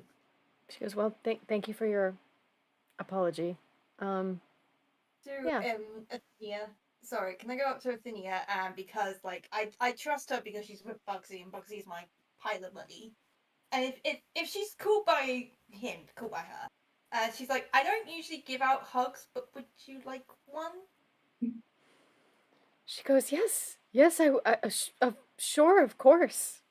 She pulls you in. And just It's like it's very much giving, like, someone who has clearly not been hugged a lot in their life. Like they don't quite know the right angles. Like her chin kind of bumps into your shoulder a little bit as you hug her. She doesn't really give hugs, but for people like she trusts and because she's kind of like softening up. I feel like Fadian's a good hugger. I feel like Fadian is like relaxes into hugs. Really good hugger. Yeah. Like, especially for Athenia, because he's like, yeah, and she whispers in Athenia's ear, if you're good by good Bugsy, you're good by me. She smiles at that. She goes, "Thank you." Awesome. Okay, great. We're gonna need group stealth checks from everybody. We're gonna do a group check. So basically, like the average of what you guys get, above 10 or below 10. I need to add Very my poor stealth. I I have very plus poor one stealth stealth. too. Oh, okay. That's a 16 plus 1, 17. Beautiful. 17 plus 2, so that's a 19 from me. I got a 7. Okay, all right. So that's 2 above 10, 2 below 10. Okay. Okay.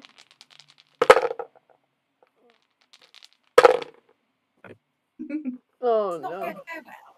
Oh no. Feeling it's not going to go well. You need one more roll above 10. Who's rolling?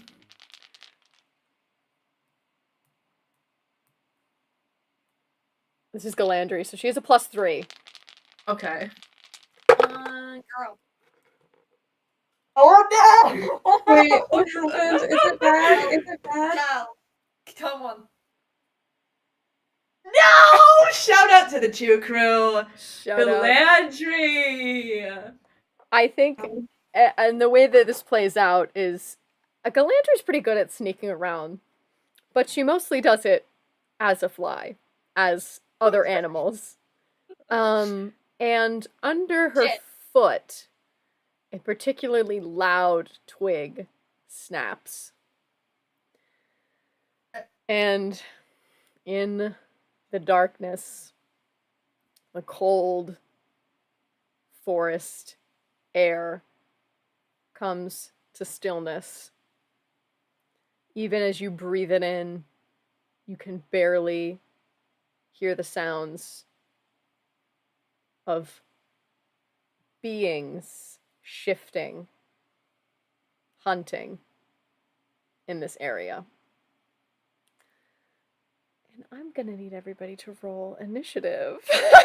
Oh. Can I just say that with that kind just of like turned into a fly. I'm sorry. I was with the group. I was hanging out with the group. I was doing what we were all doing together. You know what? It's fine. You I came up with rolled this. a 4. Galandri, I could never actually be mad at you. Thank you, say that darling. with that like tense area, like Fadian immediately just grabs Gongor's hands, just like instinctively. Okay. So, everybody give me your, the order. Or, yeah, give me your numbers and I'll order initiative. So I gotta roll for all of these werewolves as well. I Thank rolled you, a Rob. 4. Oh, Thank you you, rolled Rob. a 4. Yeah. 8. Oh, no. Oh, 12. guys. Oh no! Oh no! Are we It's gonna the have a best. TPK on episode 3? Wait, what did, Alexis, what did you get? 8. Guys. All right. Now I got to do a lot of rolls. Is there anything you guys want to prep beforehand? All right, Gongor. I think Akasha's going to pull Winnie behind them, so We have even like though a she's the minute. archer. Yeah, I mean, Winnie actually is definitely probably going to act before you, unless Winnie rolls like a nat 1, which, you know, it's definitely possible, of course. Okay, so Gongor got a We 12. don't have a minute to like cast any spells or anything, I got right? 12 as well, so Gongor and I just like at the same time. Just Oh, that's cute. You guys are on the same initiative. Oh, that's Okay. so cute. Winnie gets a +3 to initiative? +4. Winnie gets a +4 to initiative. So she's got a 21. She's like, gotta be going first. Oh wow. Okay, yeah. for her to Okay, be very on it. She's in the forest. It's her favorite terrain. She's in the zone. yeah, real. All right, Athenia. Where are you at, girl? Athenia. Oh, Athenia also has a +4. Ooh, not as good. She also got a 12. Gang. Okay. Athenia. Shout out to the 12 gang. 12. Now I'm thinking about that. I swell 12. I totally could have done these initiatives beforehand. That was silly of me. Don't Bugsy. worry about it. Bugsy rolled a 14 and he gets a +2, so that's a 16. Alright, go Bugsy. Go Bugsy, 16. Alright, Galandri.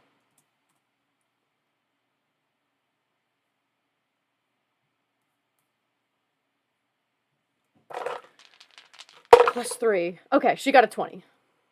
She feels really bad about. It's okay, I was just razzing you. Alright.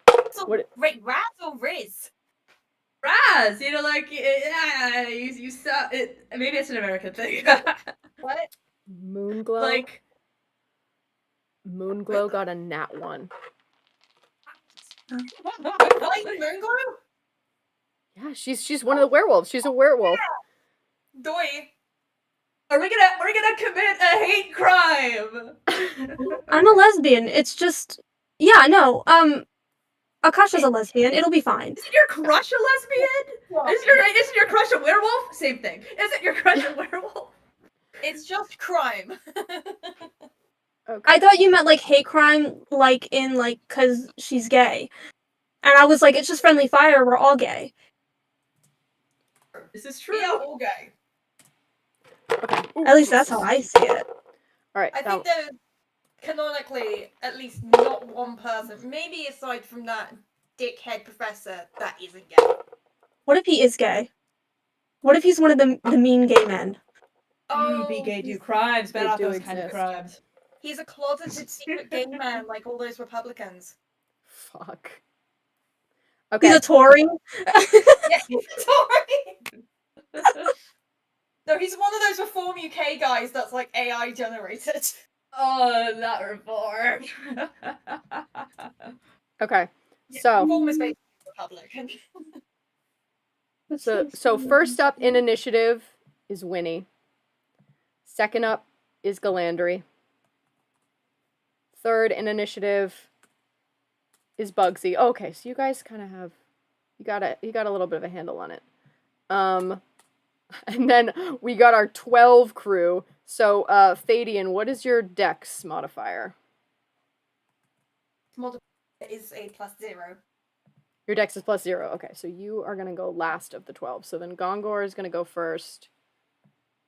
Oh no, Athenia is gonna go first. Athenia is gonna go first, then Gongor, then Fadian. After that, it's going to be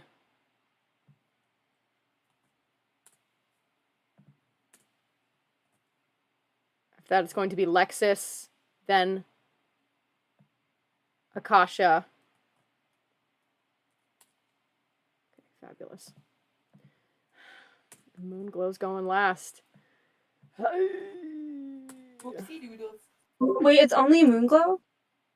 Oh, yikes. Oh, I didn't give you the initiative of the other ones. Oh, shit. Wait, I was about to say, like, we're about to beat up on this one wolf. What the fuck? Thank God we got allies, because imagine going into this fight with 2 warlocks and a necromancer. Yeah, for real. All That's right. gonna be no for me to I watch. can't even raise the dead yet. Like, I'm like a really, like, I'm a level 4 necromancer. Like, I can't even do the really cool shit yet. Okay, so the numbers that you guys are gonna get. The numbers that you guys are gonna get. Fadian, you are number 6. Lexus, you are number 7. And Akasha, you are Okay. number 8. And I can remind you again, but just keep in mind, because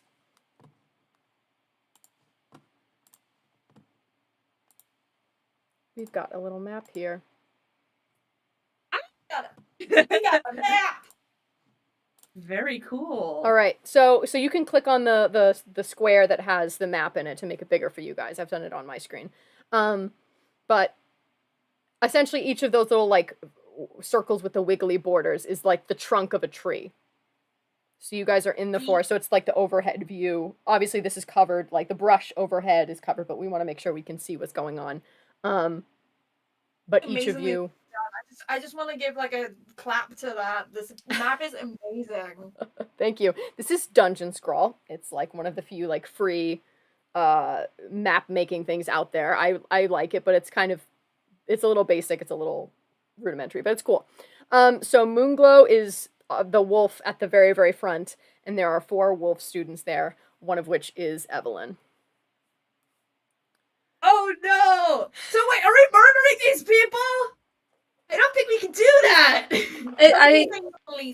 Non-lethal place. Yeah, it's like Baldur's Gate, non-lethal. Yeah, Baldur's Gate non-lethal rules. Yeah. I'll say We're just not them out. unless you want to kill these people, but you don't have to kill them. Absolutely not. Maybe let's not do that. That would be very obvious if we killed them. Your possible partner, Akasha. Okay, so Winnie is the first in initiative. Where'd he go? All right, and she is going to They're not shoot. gonna remember us, are they? Like, this won't be remembered? Okay, so that's gonna hit. Not if we hit them hard enough. Well, I'm just saying, I mean, can the werewolves remember, like, what happened in their werewolf form? Or are we working off if they don't remember shit? And she's gonna cast Hunter's Mark. Hunter's Mark? Yeah, Whoa. baby.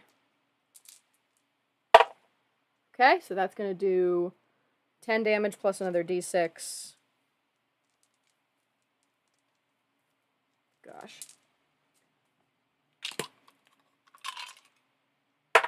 There we go. Sweet. 16 damage from Winnie right out the gate. Winnie, I feel like you really need to hear this, but you're incredible! That was awesome! Yeah, you see, like, because Winnie is, like, a very measured individual. And in her, like, precision in her day-to-day life of, like, choosing words very carefully and being very direct with people, you see that same precision as she pulls back. In the blink of an eye, the minute she sees that there's a threat, it's instant. Pulls back, shoots. 16 damage. Amazing. It was like right behind Akasha too. Akasha just goes, oh. And she hits Moonglow for 16.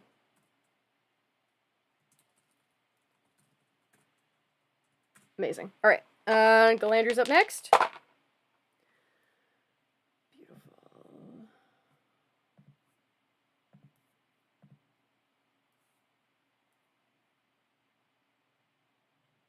Okay, she goes to cast Hold Person on Moonglow, and Moonglow resists.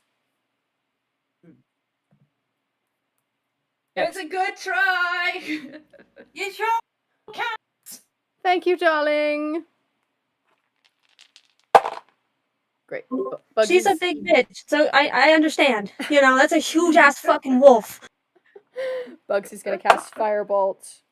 Just say someone is a big bitch. Oh, well, she is. She's huge. I feel like you're derivatively mad at Moonglow because of Evelina, and I feel like that's not necessarily cool to her. Maybe Moonglow's cool. She's a big ass wolf. Big. At the moment. She is Huge. that is a threat. She's bigger than the fucking tree in front of us. That is also correct. Taller than the tree. It's a correct assessment. This is a bulky ass wolf. Just being like, as long as you're just being factually correct and not being derogatory.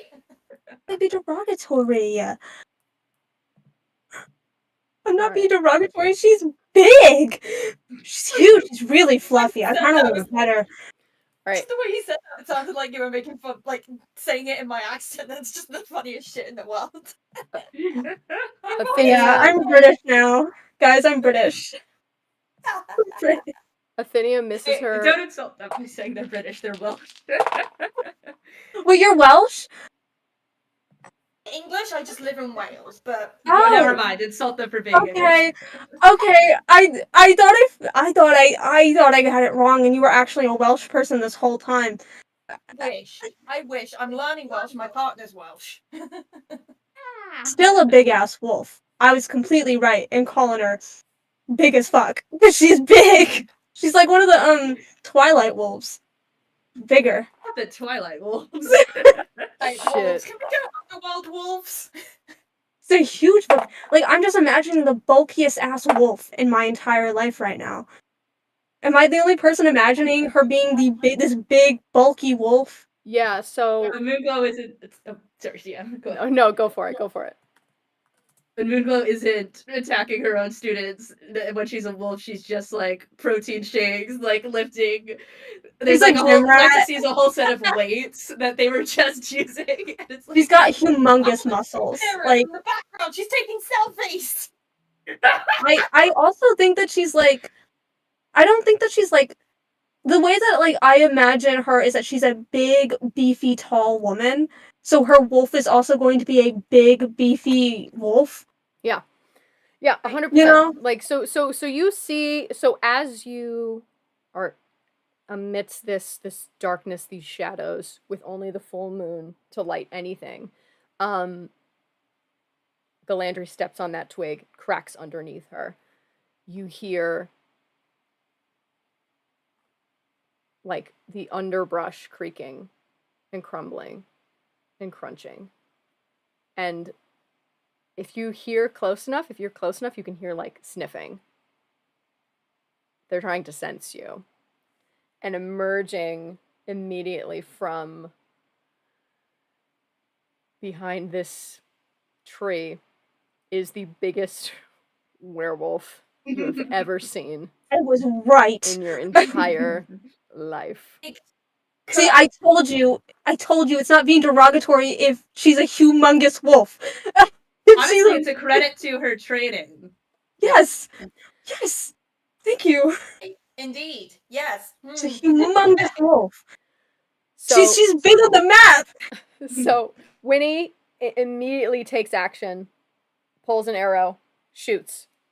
16 damage. Bugsy hits with one of his cantrips, and Gongor rushes up and hits her with his great axe for another thing of damage. Fadian, you are up next. Slay Queen. I just want to shout to him, take care! Slay. Hey. Okay. I want to go... See, the thing is, because Gongor's rushed up, I want to be really, really careful with this. So I want to do Shatter, because it's my favourite spell, and I have that as Warlock. Amazing. Is there a way, because it's 60 feet range, no, not 60 feet range, 10 feet around, is there a way that I can do it where it just hits Moonglow, but doesn't hit Gongor? Yeah, what is your movement? My movement.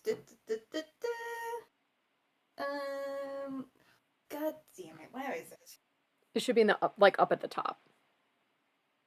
Oh, sorry, I'm trying to find it because Nope, you're totally fine.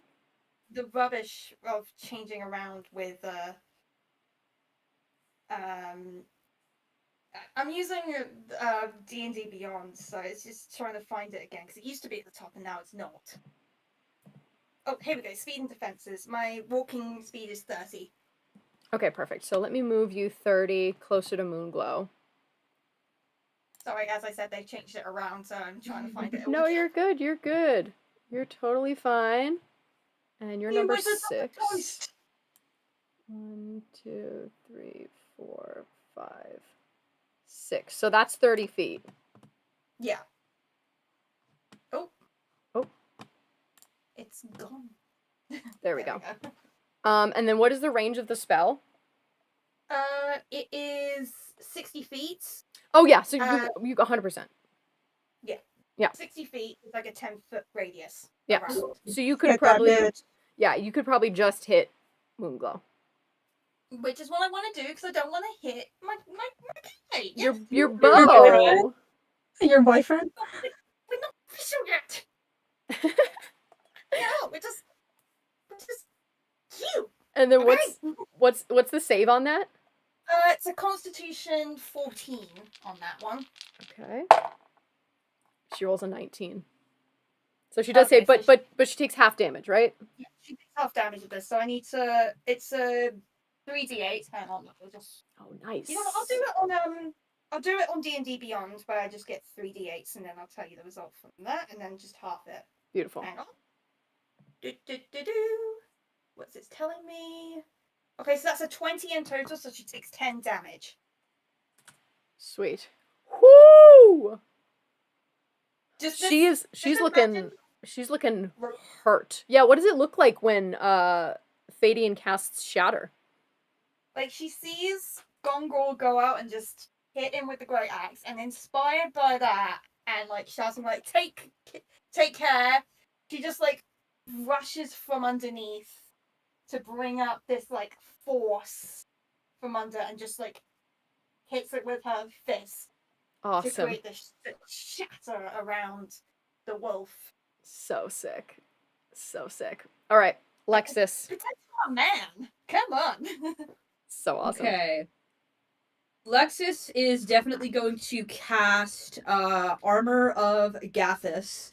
So it's a second level, so that means I take 10. I have 10 temporary hit points. And if I'm hit in melee, while I have those hit points, the attacking creature is going to take 10 cold damage. Awesome. Just as a precaution. Trying to figure out if I...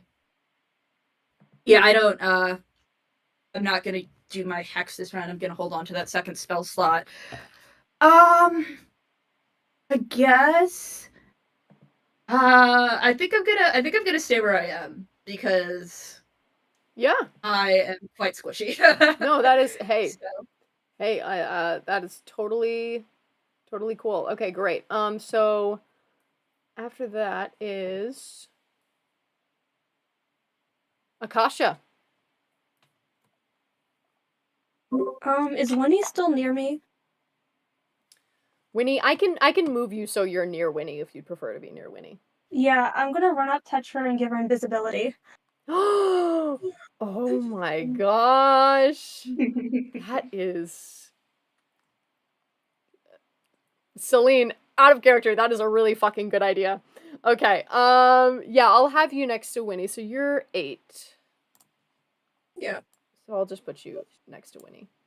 Excellent. So now Winnie is going to have advantage on all of her attacks. That's Okay. Yeah, that's so good. I don't know if I have any bonuses. I have a cantrip. I don't know if I can. I really was just gonna use the invisibility. That's really all I had. Yeah, no, that totally works. Awesome. I love it. Yeah. Okay, great. Awesome. Great round. Okay.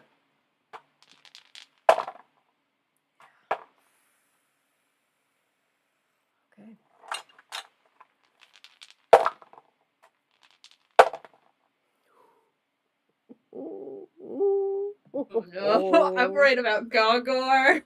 No. You're good. You're good. You're fine. You're totally fine. He's gonna be fine. He's gonna be fine. He's a big guy. He can take it. He's a humongous man. He's a big boy. He's also a half orc, which means he has I think, what is it called? Unrelenting or unyielding or something, where if he goes down to 0 hit points, he goes back to 1. I also have false life, so if he goes down, I got him. Amazing. All right, he is going to. Oh wait, no. I think I can only use it on myself. Actually, my bad. I don't have false life. Oh yeah, no, false life. I think you can only do on yourself. Yeah. Sorry. If he goes down, he goes down. Yeah, sorry, my bad. It's okay. This is why we brought the druid and the bard. Oh, by the way, on that bonus action, I forgot. Athenia gave bardic inspiration to Fadian. Thanks. For the hug. Great.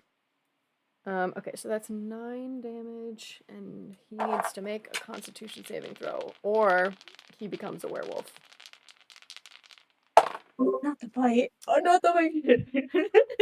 Are you gonna have a werewolf boyfriend? Are you gonna have a werewolf boyfriend? On an 18, Gongor saves Okay. against the lycanthropy. Nothing against lycanthropes. I don't want Gondor to be one. But It seems like you have something against lycanthropes. yeah, I'm prejudiced against them. But I think considering that his maybe possible girlfriend is in a pact with a devil, I think there's enough on his plate as is. Also, it would be obvious that he was in the woods if he became werewolf. Thank God for that advantage, Akasha, because Winnie rolled a 3, and then she rolled a 16, and she gets a +7 to her attacks. So that is or +8. Yeah. Oh yeah, I love being a ranger. It's so sick. Okay. And she gets Hunter's Mark. Okay, not terrible. +4, so that's 11. So it's 11 more damage to Moonglow. Moonglow is not looking good, fam. Oh no. She's looking a bit ropey. We kind of jumped her. Like, she got the nat 1 on the initiative, and she just got jumped by all these teams. I hope he doesn't remember this. On that shot from Winnie, she comes out of invisibility, because I forgot that if you attack when you're invisible, you lose invisibility. But still, good thing she had advantage. Moonglow is looking ferociously bloodied, like face, like just full of like ready to go down. Alright, and Galandry.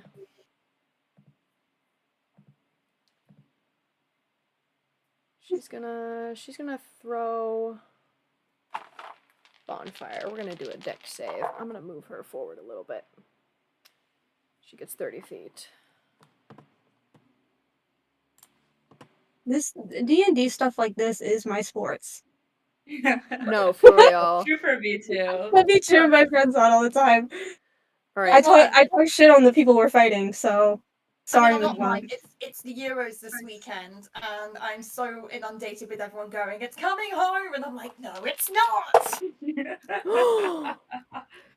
What? Oh. Galandry crits. Oh my god! Oh Yeah, no. girl.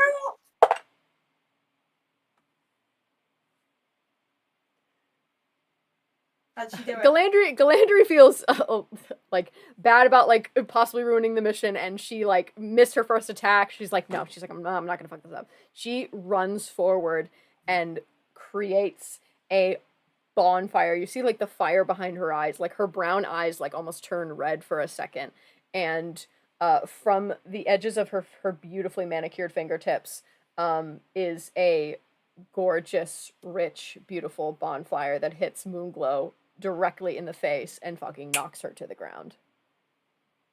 Is she like incapacitated? She's down. She's like Okay. she's at like 0 hit points. So she's just knocked out. Yeah, she's Yeah. knocked out. Yeah. She's knocked out. Lexus is gonna Welcome. ignore the way that makes her feel. They go, okay, all is forgiven. Yay! Good job, everybody. Yes, I remember Don't this. click, we did Yeah. it, but yay! Just like run up to Gongor because obviously I see the bite. I don't really know if it like anything with the lycanthropy. I'm like, are you okay? You okay? Oh, Just, like, we're still in combat. Oh shit! Do you see all the other wolves behind her? Completely forgot that. I was only focused on the Gongor. Yes. Yep. Yeah, you can give him a shout. Be like, you okay? Focused on the Gondor of it all. Hey, how can you not? I mean, oh wait, who's up next? Yeah, no, Bugsy's up next. Ooh, Bugsy misses his attack. No, not Bugsy. Bugsy, not Bugsy. Bugsy, no. Okay. Alright. We Alright. forgive you. Right. It's good. Athenia. She misses hers too. All right, Gongor is gonna rush this other. Right. 1, 2, 3, 4, 5. Right? Yeah.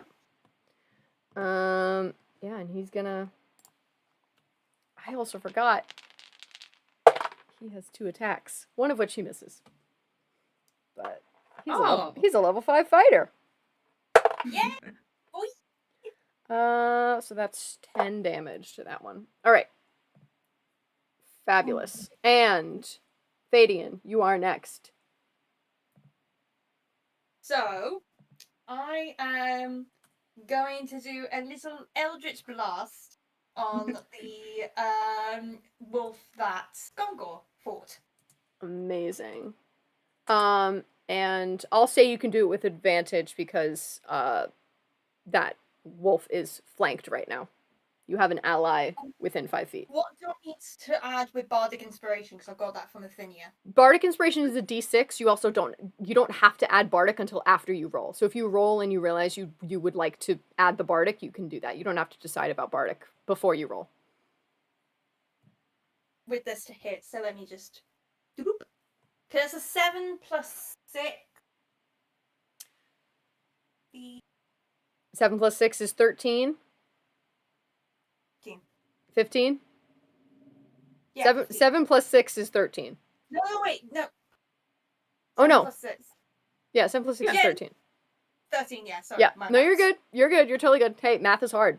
Math Math is A very hard. 13 does in fact hit. Does it? It does. Never mind, I'll put this away. So that's a 1d10, because I'm only level 4. D10. That's a 7. 7 damage? Yeah. Okay. Yeah, what does your Eldritch Blast look like? What color is it? What does it feel like? It's like this, like, maroon red. That, like this kind of red. that Oh, my dice are. beautiful. And it's just like full of this kind of like, you know, like the way that Fadian just wants to support Gongor with like in this battle, no matter what, like help him with his attacks. So just like palm forwards, just like whoo. So cool. You look so fucking cool doing that. You could like feel the energy spark from your fingertips. Yeah, amazing. Okay, great. Next up is Lexus. Okay, you're gonna hear this a lot, but I'm also gonna Eldritch Blast the wolf. Amazing. It's 120 feet. I am gonna run up and kind of join. My movement is also 30 feet. Perfect. I think I'm gonna run up and join Fadian. 1, 2, 3, 4, 5, 6. Fabulous. Say, Hey, I'm gonna be like, give a thumbs up for her Eldritch Blast to go. It's blasted time. It's blasted time. Yeah, I'm gonna try to help take out the one that Gongor has cornered right now. Fabulous. Give me a roll. That is a 15, and I add 6, so that is a 21. Yeah, that fucking hits. Roll damage. Okay. And I took Agonizing Blast, so I roll a d10 plus 4. Okay, that's a 10, so 14 damage. Amazing.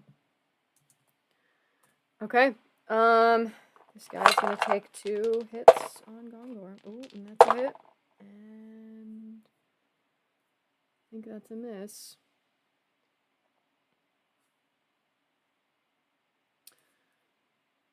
Ooh. Oh, just barely misses. Gongor's gonna make another con save. He rolls a nat 20. Hey. Okay, he keeps scaring the shit out of me. Dude. Some of us gotta tank the bite. No, actually, we can't. I have very bad constitution. Yeah, I mean, if anyone's gonna do it, let the fighter do it, right? You know. Okay, so now these wolfies are coming directly for you. Okay. Oh god, they're closer. Are they also really big wolves? They're smaller, but they're still pretty fucking big. Like, we thinking, like, Twilight? Sorry. No, go ahead. I was gonna ask, do they have the possibility of biting and turning lycanthropic? Yeah. No, yeah, they're all werewolves. They can all turn you. Okay, I wasn't sure with the kind of like aging of them they could. Would No. Akasha be immune to that because she's a vampire already? Akasha would be immune. You're right. Thank Yeah. you. Because she is already undead. So Yeah, I don't think it can turn an undead like that. So It'd be kind of cool though. So yeah, who's number 2? Number 2 is Galandry, right? No, not Galandry. Yeah, Galandry, our girl. Yeah.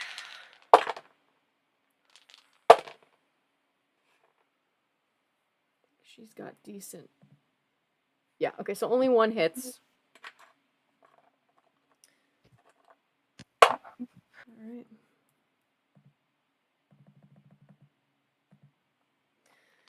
Con save. She's got pretty good con. Okay.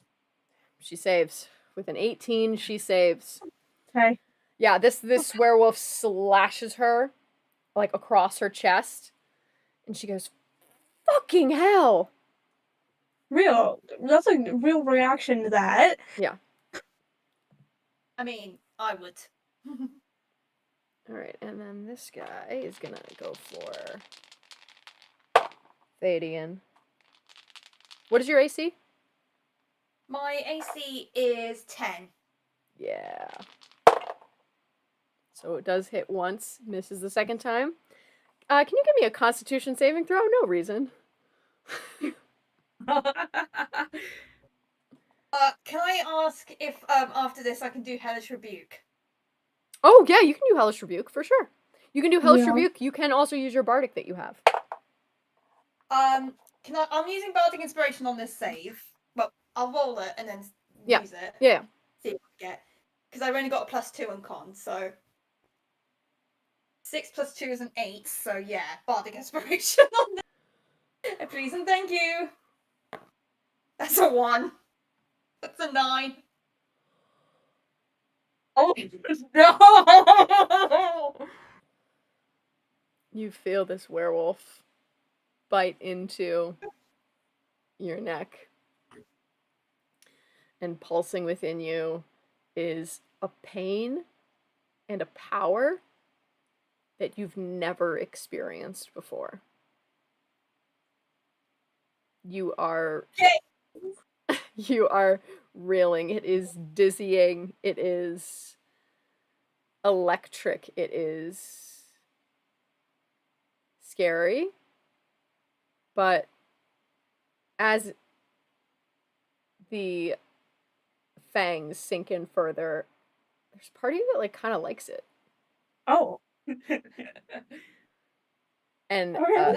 through your veins, you feel even with your warlock magic at this moment, you've never been more powerful.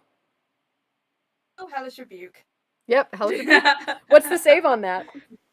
That's a dex save of 14. Nat 20. But still takes half damage. Oh, man. Yeah, so that's a 3d10. So I'll do it again on the app because I can do 3 on that just easily. Okay, so that's a 12 in total, so 6 damage. 6 damage on that one. And Okay. that's my last pact slot there, so no more second level spells. All cantrips from here. Oh baby. Oh baby you. Okay, so that's werewolf 3. Okay. It's gonna be fun. Whoo! Quite literally. Oh. Alright, and then yeah, and then that one used the dash action, so they're good. Okay, so now Oh, thank God. we've got you're safe for now. No. Lexus, your turn. My turn? Yeah. Oh, Yeah, gee. babe. Wait, didn't I? Okay.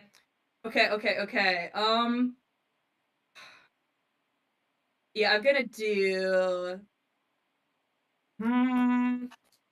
Lexus has seen what's happened to Fadian, and she's not feeling great about being in the mix. So I think she is going to cast Darkness. Magical Ooh. darkness spreads from a point you choose within range to fill a 15-foot radius sphere for the duration. A creature with dark vision can't see through this, and non-magical light can't illuminate it. So like just this Yeah, this area, whole, like what's, over here. yeah, what's the range on darkness? The range on darkness, 60 feet. But like the area that it inhabits. 15-foot radius. Okay. So I guess that would be like 30-foot diameter. So yeah, so then 1, 2, 3, 4, 5. Yeah, you can get them all. You can get these 3. Yeah. You can get these 3 right here. Yeah, you cast darkness. Ooh, that was smart. And then I'm gonna take my full route of movement to retreat. Yeah, I'll say. You've done a will right there. Yeah. Because he did that in the yes. He did. It's okay. I have devil sight. I wish Wow. Theo Solomon could see and then appreciate you for doing this. Theo, this was directly inspired by We you. love Theo Solomon here. Oh God, I adore him. He's so freaking cute. All right. Will is so underrated. Okay. absolutely. Akasha. Oh, actually, Okay. no. You know, it's your turn. Yeah. Okay. So I'm gonna step out of the darkness. Oh no, it's Akasha's turn. Sorry. Now I'm confused. You're good. Oh, wait, You're good. did you? Sorry, Right. Scully. Did you also like move me out of? Oh maybe yes. just did Do you one. want to use your full movement? I'm gonna use my full movement to run away. Yeah. What direction? North, south, east, west. Running towards 8. 8 is Akasha, right? Yes. 8 is Akasha. and Winnie. Yeah. Yeah. Okay. And you said 30 is your movement?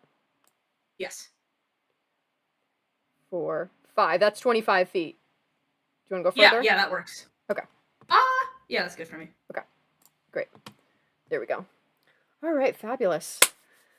Whew. Akasha. Yes. Your turn. Sorry. Okay. I was thinking about touching now that now I have a choice between Lexus or Winnie of giving them spider climb so they can get up that tree behind us. Oh. Because Akasha is thinking these people can get infected. I'm the only person in here who's like immune to this. Yeah.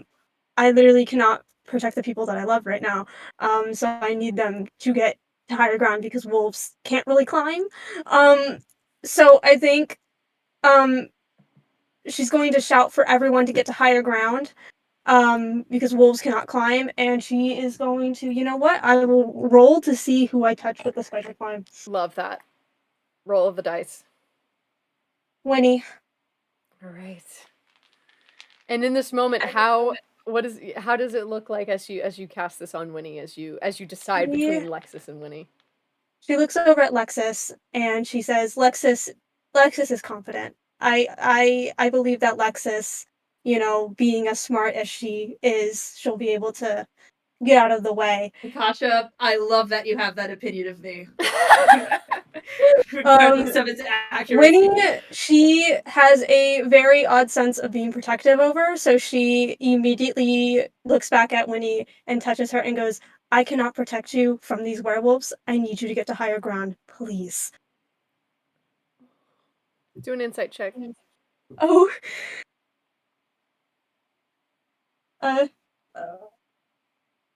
13?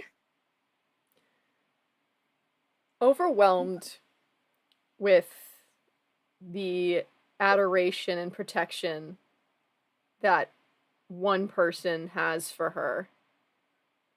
I think Winnie is kind of at a loss for words, but you can tell she's very happy.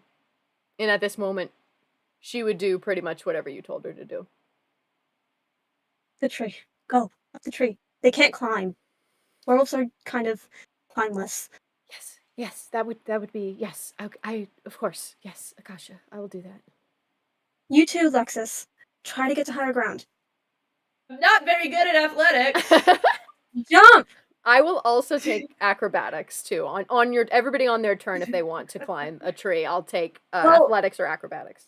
You can grab onto Winnie. Winnie is a -1 strength. If you grab onto Winnie, Lord, she coming with you. Like She's a tiny lady. She's a tiny lady. Yeah, Winnie weighs like $110. She's little. Lexus like takes a look at Winnie and is just like, I think I'm good. That's right, isn't Lexus like 5'11"? Like she's 5'10", yeah. Maybe Lexus like considers the idea of perhaps climbing and then maybe decides against it. It's like She does roll her eyes at everybody flirting when there is instant tube. Shout back at Akasha and just say, it's a bit late for that! Oh my god. I can tell! So good. So what is the words of spider climb? What is the description in spider climb, if you don't mind? Just so I know what. So essentially anyone that I can touch can move up or down across vertical surfaces, ceilings, up like, you know, walls. It's exactly what it looks like in the movies where you can just poke the walls. Is it a concentration spell? Or is it like it's a concentration spell up to 1 hour. Okay, perfect. Great. It's 1 action. Perfect. All right, so just a reminder, whenever you take damage, you're going to have to roll concentration to make sure that you hold on to that spell. But if she, she can climb up in this one round and she won't really need it anymore unless something tries to grab her down. Okay. Which might happen, but who knows. Okay, great. So she climbs it, no big deal. She takes a shot at the one near Fadian. Oh! Because there's darkness.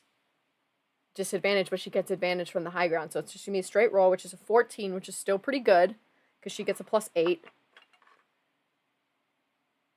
And, okay. 12, and then an extra d6. Okay. So that is 14 on the one right near Fadian. Jesus. She's a tank. For real.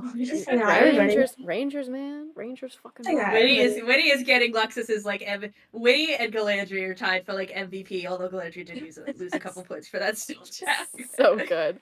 Oh, also, like, I think emboldened by the show of protection that you had for her, she's like, I can't fuck this up. I need to get this right. And her arrow strikes true.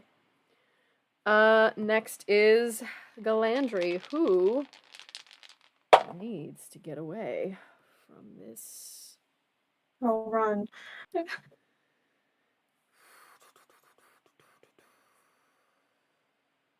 she's going to...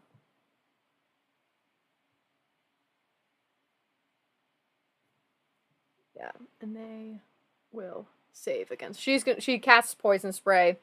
They save, and she runs away. Not the fantasy pepper spray. Not the fantasy pepper. Hey. That's That's like one of those little like pink pepper gel things. That's how I always think about that spell too. I'm just like, it's pepper spray. Here's a fun fact. Pepper spray is actually banned in the UK. We can't use it. Oh my god. Are you Sensible, serious? honestly. Just the keys and the knuckles. You guys can't even use guns either. Yeah, we got strict gun laws over here. Jeez. I wish. Yeah. Don't even get me started. Yeah. Okay, fabulous. Next is Bugsy. Bugsy has missed got this, his Bugsy. last few attacks. You got this, Bugsy. You got it. All right, there we go. That's a D10. Did you do it? Okay. It's 8 damage to that wolf near him. Which one is he? He's number 3. Bugsy's number 3. Oh, okay. Oh, he rolls with disadvantage because it's darkness. shit. My bad. Oh, no, it's good. He still gets it. You're good.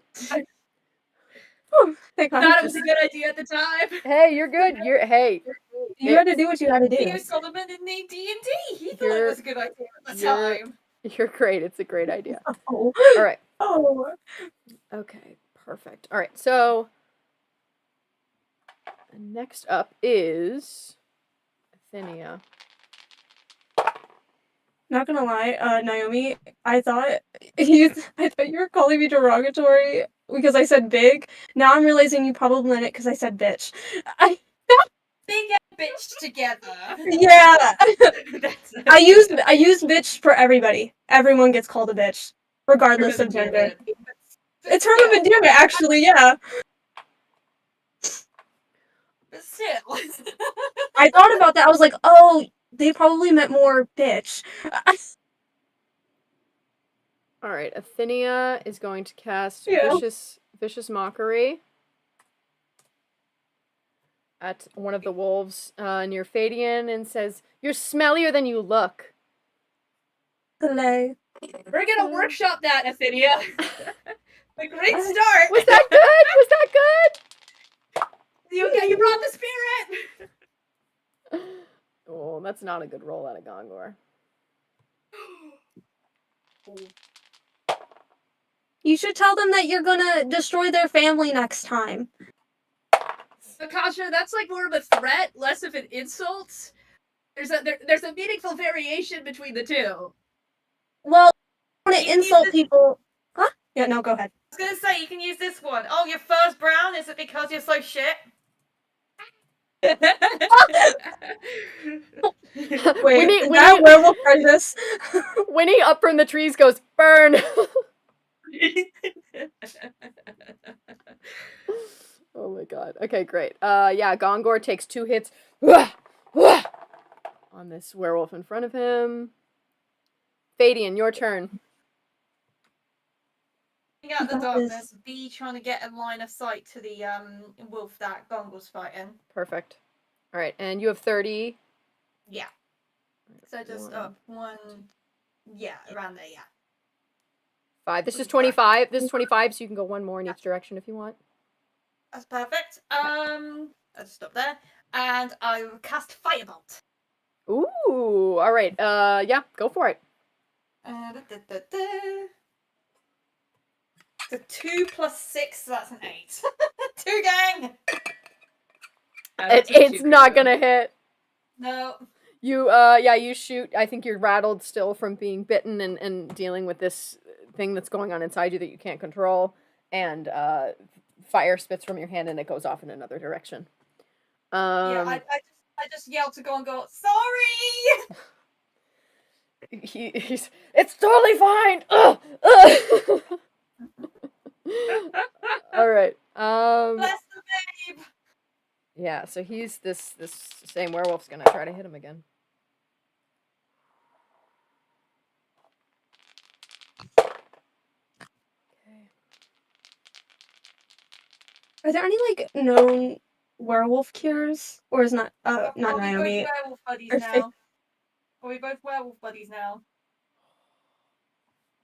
Because Yes. Akasha will work to try to cure your leg of the werewolf. He has a +6 to his con. What's he roll? He rolled Oh, a God. 6. The DC is 12. He just barely made it. Oh, my man. This is so Okay. stressful. This- It's like every time these guys attack, I mean, it's like I'm gay. I don't want him. This I'm kidding. all I'm werewolf kidding. campaign. this werewolf takes a swipe at him, pulls him by the arm, takes a bite into his arm. He shouts in pain, but he's able to pull off of the fangs before the lycanthropy can take hold of him. All right. Yo, don't scare me like that, please. There we go. Another werewolf.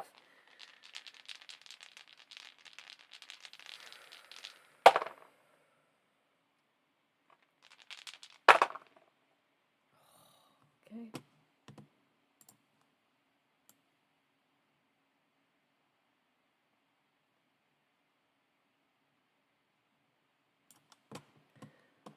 Oh, I'm gonna move Winnie up here in the tree as well. Oh, there we go. We went dark for a second. Oh, dark. This a werewolf that you are eerily familiar with. The drama. Rushes for you and takes 2 swipes at you. Both miss. But you recognize them as Evelyn. Me, Akasha. Yeah. Yes. Okay, great. Yep. Listen, you're cool as like non-werewolf, but you need to fuck off before I rip your throat out. They growl at Akasha, you. for your sake, I'm hoping that they don't remember what happens. So good. I think Akasha bares her fangs. Growls Yeah. Hisses. Actually, Give me intimidation. intimidate. I actually have a really high intimidation. Yes, of course you do.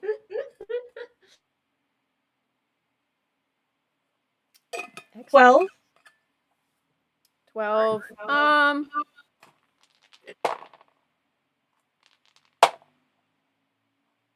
Yeah, I'll say you spook this werewolf a little bit.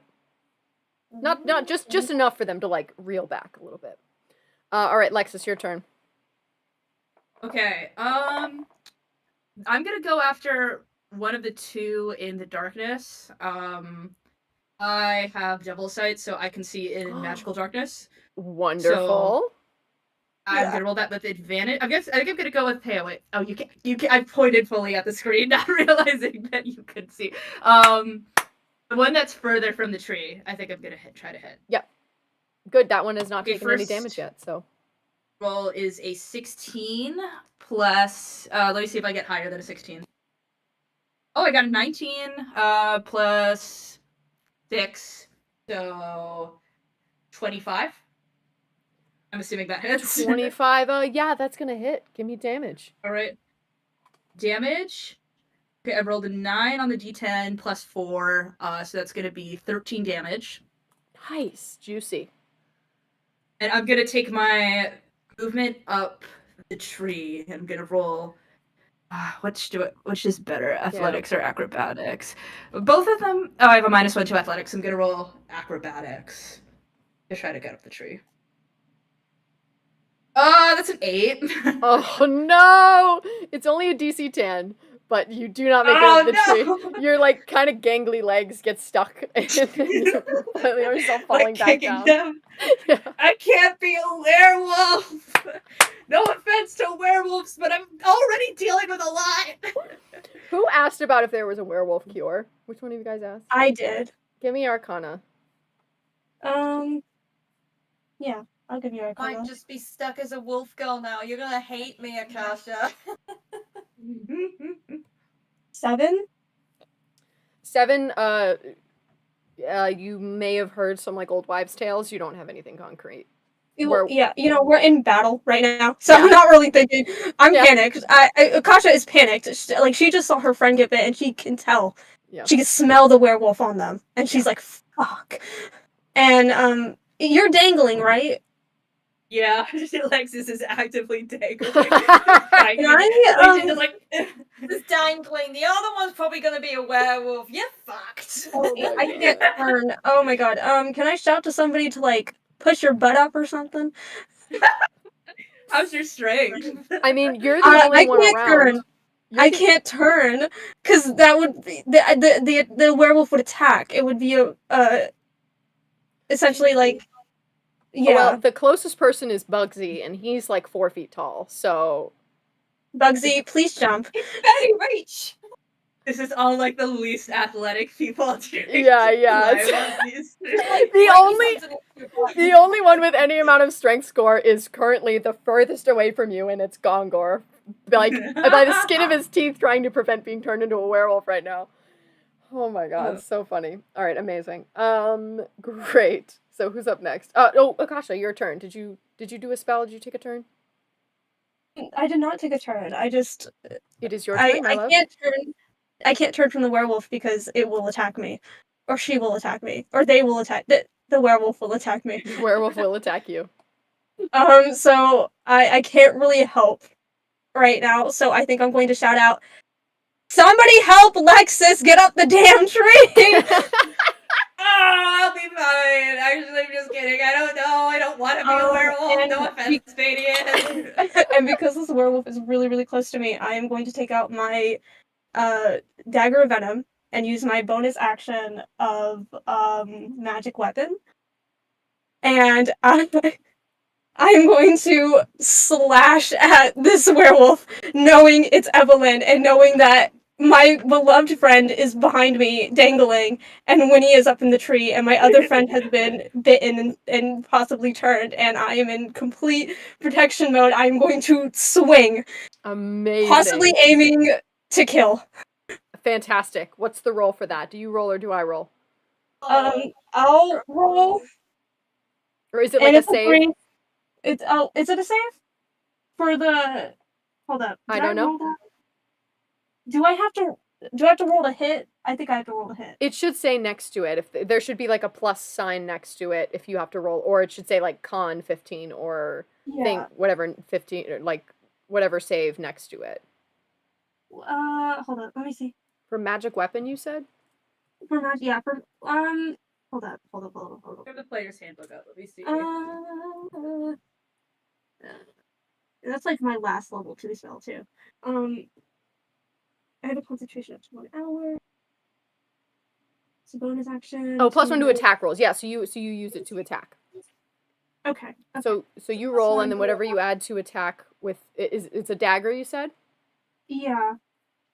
Somehow I have a. Why does it say +3 to my? You know what? I'm just not gonna count that. I get a +3. Yeah. So +3 plus an extra +1 because you cast magic weapons. So I just lost +4. it. I was holding it up. I lost my roll. You're good. You can roll it again. Sorry, I looked down and I was like, "That's not what I rolled." I don't think so. Okay, 13. Yeah, 13's gonna hit. And that +3 +1 is like a number. Yeah. What's the damage on that? That's 1d4 plus 1. Where is my d4? D4. You said it's poisoned as well, right? Yeah, it's poisoned. It's a dagger of venom. So what? Do you know what your spell save is? My spell save? Yeah. Where do I find that? So whatever your intelligence, the big number under your intelligence, so not +3, but like the actual number. Under my intelligence. Yeah. Oh, 3. Well, no, but what's under that? What's the double-digit number? 17. 17, perfect. So I have to roll a 17, or not be poisoned. Okay. And I rolled a 3. Okay, great. Yeah. Yeah, so that's like a 3 damage because it's 1d4. So And poisoned. Okay. Oh boy. Yeah, so you valiantly, you're like, this person's not gonna fuck with my friends. And you pull this dagger out, you cast magic weapon on it. What does that look like as a cautious? So Akasha's magic is purple, and it's like not like a deep purple, it's a lavender. And she pulls it out and pause. She takes out the dagger, and it just lights up the entire like blade part of this like really intricate and pretty ass dagger. Very much custom made, got bat wings on it. It's silver, somehow she can touch it. Uh and it is one of those like we all play Baldur's Gate here, right? We've all played Baldur's Gate. You guys know Orin's dagger. Oh, yeah. It has the same blade as Orin's dagger. Yes. That's what it's as big as hers too. And Orin's pedo princess. Amazing. So you pull out this dagger, and swirls and spectrals of purple magic surround it as you cast this spell. Your eyes glow. It is sparkling with delicious poison. And you flex it around your fingers, slash Evelyn. And you can even see, like, in her skin as the poison takes and spiders out. You see this purple, and she will have disadvantage on all of her attacks for the next 2 turns. It's most likely drow poison too, because Akasha's a drow. Sick! So good! Okay. Alright, next up is Winnie, who gets advantage. Gorgeous. God, I love her so much. Winnie is coming in such clutch this fight. Dude, Rangers, man. Underrated apparently. Because, Alright, so Evelyn takes another 11 damage. Whew, baby. Alright. Galandria. I feel so bad. All the NPCs go before you guys. Great. Should have upped my dex score. Should have upped my dex. Should have gone with the dex bonuses instead of intelligence. Really I was like, it's the character. I really like it because I get to think about what I want to do, and I just go and I don't freeze. You know, it gives us extra time to be like, and we get to see what everybody else does. A step ahead. All right, Galandri is gonna cast Moonbeam on the 2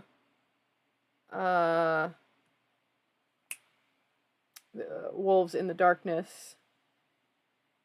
One of them saves, one of them does not. Okay.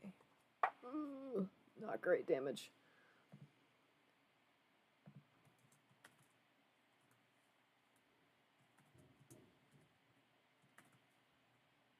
Okay.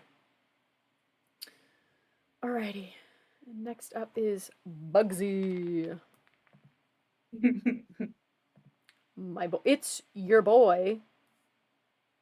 Yeah, here comes that Buggins. Buggins Kirk Here Knuckle. comes the boy. Hello, Just kidding, boy. Hillary. There's a lot of NPCs who have "Here Comes the Boy" energy. It's so true. I only make, unless they're like supposed to be dickheads, I only make the goodest boys. Work, play. You know, I mean, when femmes and women write men, they just are 100% better. It's real. It's so true. Bugsy casts Shatter on the 2. Bugsy casts Shatter on the 2 wolves, and they both take 22 damage. Oh, Buggins! I told you we needed to believe in him and give him the power of friendship. Buggins, Bugsy, I'm sorry I got mad at you for bringing your girlfriend. He says I'll never be mad at you again. It's totally cool. I probably should have asked first. Thank you for understanding. Alexis is still trying to get up. I can't become a werewolf. What are the legal ramifications if I assault somebody under the powers of lycanthropy? Oh my god. You guys are fucking killing it. Okay. Okay, Athenia. she's also gonna cast Shatter. Yeah. Aw, twinsies! Twinsies! Shadow's just What like if we one of cast Shatter together in the middle of the Forbidden Forest and then we kissed? But like, what if we? Please tell me that they get to kiss after this. We'll see. They should. If you guys are good, yeah. I draw it. I would draw it. And you should Carrot in commission the me. stick of the DM. So good. Okay, so If you're good, they'll kiss. If you're not, they'll die. I have to do math Yes. here. What's hold on. 22 plus 19.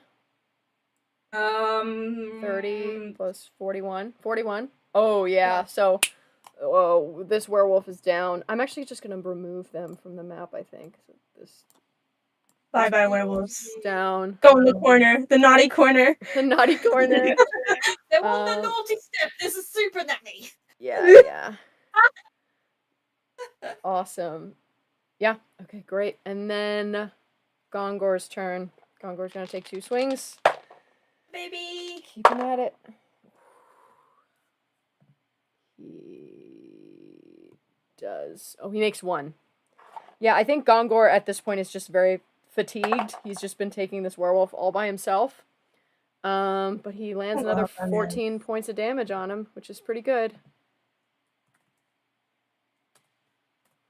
You guys are cleaning up. Yeah, this werewolf is looking hort. You looking ropey? How many saves has Congar had to make to like not be a werewolf? I think like 4. I think every single round Gongor has had to make a save. Fadian, it's your turn. Get that bitch. Firebolt once Get again. the werewolf. Let's try Firebolt once again. Go I'm just for it. staying in the same spot, just going at it again. Let's go. Cheering you on. Giving you 17 positive plus vibes. 6. Oh, yes. Absolutely hits. So that's a D10. Let's hope I roll good. Oh, I rolled it on the floor. Hang on. You rolled so good it went on the floor. The sheer power of the crit caused the dice to go on the floor. Yeah, no, it was just so. It I'm so, propelled the dice from the table. So good. I'm so sorry about that. No, you're good. Okay, that's an 8. 8 8 damage or 8 to hit? Oh, 8 damage. damage. Fadian, how do you take out this werewolf that is assaulting your man? I just see the wolf just like chomping and clawing, and with all of my like fury in defensiveness for Gongor, especially since I'm like a bit, I just like get all of my frustration, especially with Machiavelli trying to like threaten him, and I just like yeet this fire at him just with this loud ignis. Yes.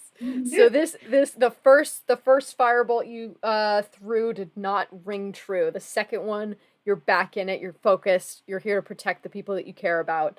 The fire crackles through your fingertips and fucking annihilates this werewolf. You see it fall backwards onto the ground, and Gongor look back at you with a big wide smile, covered in blood. And you carry on. How does Fadian react to that? Fadian is very much turned on by the sight of him in blood. Ah! It's just Screaming. just very much So good. In the corner. In the corner. go to that naughty step. Oh, baby. Oh my gosh. Yeah, so we've only got 2 left. All right, and who is next? Oh, that one is dead. Literally knocked this, or not dead. Sorry, unconscious. Unconscious. Y'all knocked out this werewolf right before it was about to take its turn. Dang. All right. Sparing Gongar from a 5th welcome. con saving throw. Yeah. He's there like, whew, finally. Ugh. The cat wants to say hi, guys. Hello, kitty. Hello, Oh, cat. hello, kitty. This is Miss Val. Little baby. Little baby. She is very well. She's not little. She's a big girl. She's a very, very big cat. But She she's still says- got that. I'm just a baby. She is my baby. Actually, I raised her. I've had her since she was a baby. Nice. I'm her mommy. Just saying that, I reminded of that baby that's just there, like, so She is sweet. like, if I can get her face on here, she has a very like baby girl face. Yes, I can see. I can see the baby Yeah. face. I can send better pictures later, but she looks very sorrowful all the time. But So Yeah. so beautiful. Oh, so shy, so camera shy. I love it. Don't look at me. I'm too famous. So famous. Werewolf attacks Bugsy. Boy! One swing hits. Second swing misses. Bites Bugsy. no, We said that in unison. Oh, we. Oh, good, this is And con. with a 19, he saves. I got it. I was petrified. Just at least If we let make me it out of be this the with one that only becomes one a werewolf, guys. Just let Don't me worry. Just let me be the casualty, guys. It's fine. Not get your paw. Lady, Lexus. honestly, with your luck, I know, of right? course it was gonna be you. All right, Lexus, your turn. I love scaring Okay, you guys. It's so fun. Okay, am I? First of all, Lexus is gonna stop her dangling for a minute to see what went on with Fadian and Galgor and kind of roll her eyes because she's like, all these people, we've been here 2 days!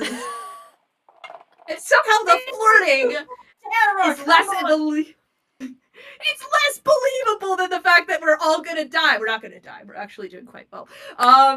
She's gonna You grew up life of 4 weddings and a funeral and Notting Hill. I'm not too close that I would have like disadvantage on Eldritch Blast to Evelyn, am I? Oh yeah, no, you would definitely have disadvantage. Oh, okay, cool. You're only like 5 feet from them. Oh, okay. So I'm. But you could try to not climb. good. You could try to climb again if you want. You can make another Okay. acrobatics check. I'll try to climb first then. Yeah, and then you would have advantage. Okay, 16 plus 1, so it's a 17. Yeah, absolutely. Yeah, DC 10. You make it. You climb up. You learn from your mistakes, and you find a good foothold in the tree. You shimmy your way up, and Winnie's up there with you. Winnie, you've been killing it so far, so this next Eldritch Blast goes out to you. Thank you. That's very kind, friend. Yeah, just like, give me your next like arrow or whatever. If I don't kill this werewolf, no, kill. Not lethal damage. I think Akasha's kind of got a thing for this one. So I roll with advantage. Yeah, go ahead. Okay, first is 14. Next was a 12. So 14 plus 6 is a 20. Yeah, that's gonna hit. Okay, D10. It's only a 1 on the D10, but I add 4, so it's a 5. Excellent. All right, next up is Evelyn. And Evelyn's gonna take 2. Oh, actually, let me move you up to. Boop. There we go. Evelyn's gonna take 2 swipes. What's your AC? Your armor class?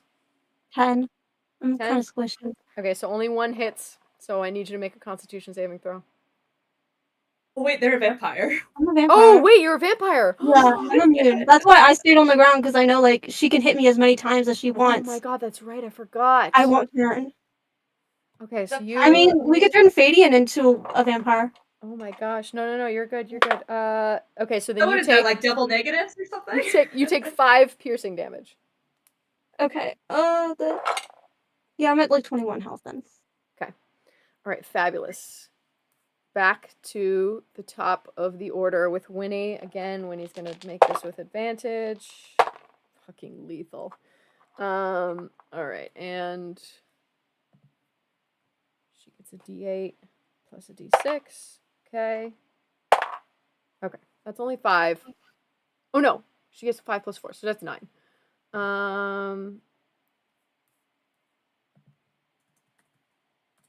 9 on Evelyn. Oh wait, Evelyn was poisoned, so they're supposed to take Yeah. with disadvantage. Get rid of that damage that you just had, because Oh. they rolled a 19 and then they rolled a 2. Okay. So you get that held back because you poisoned them. Oh damn, you guys are just killing it. Okay. Right. Okay. So Winnie pulls another bow. and goes, "Stop hurting my friends!" Phew. Also, this is for Lexus. You dude. Winnie, I'm obsessed with you. And I show Winnie my list of rich people who I don't hate, and now it has Winnie, Akasha, Galandri, and recently added is what Alandria? Sorry, what's her name again? Yeah. Athenia.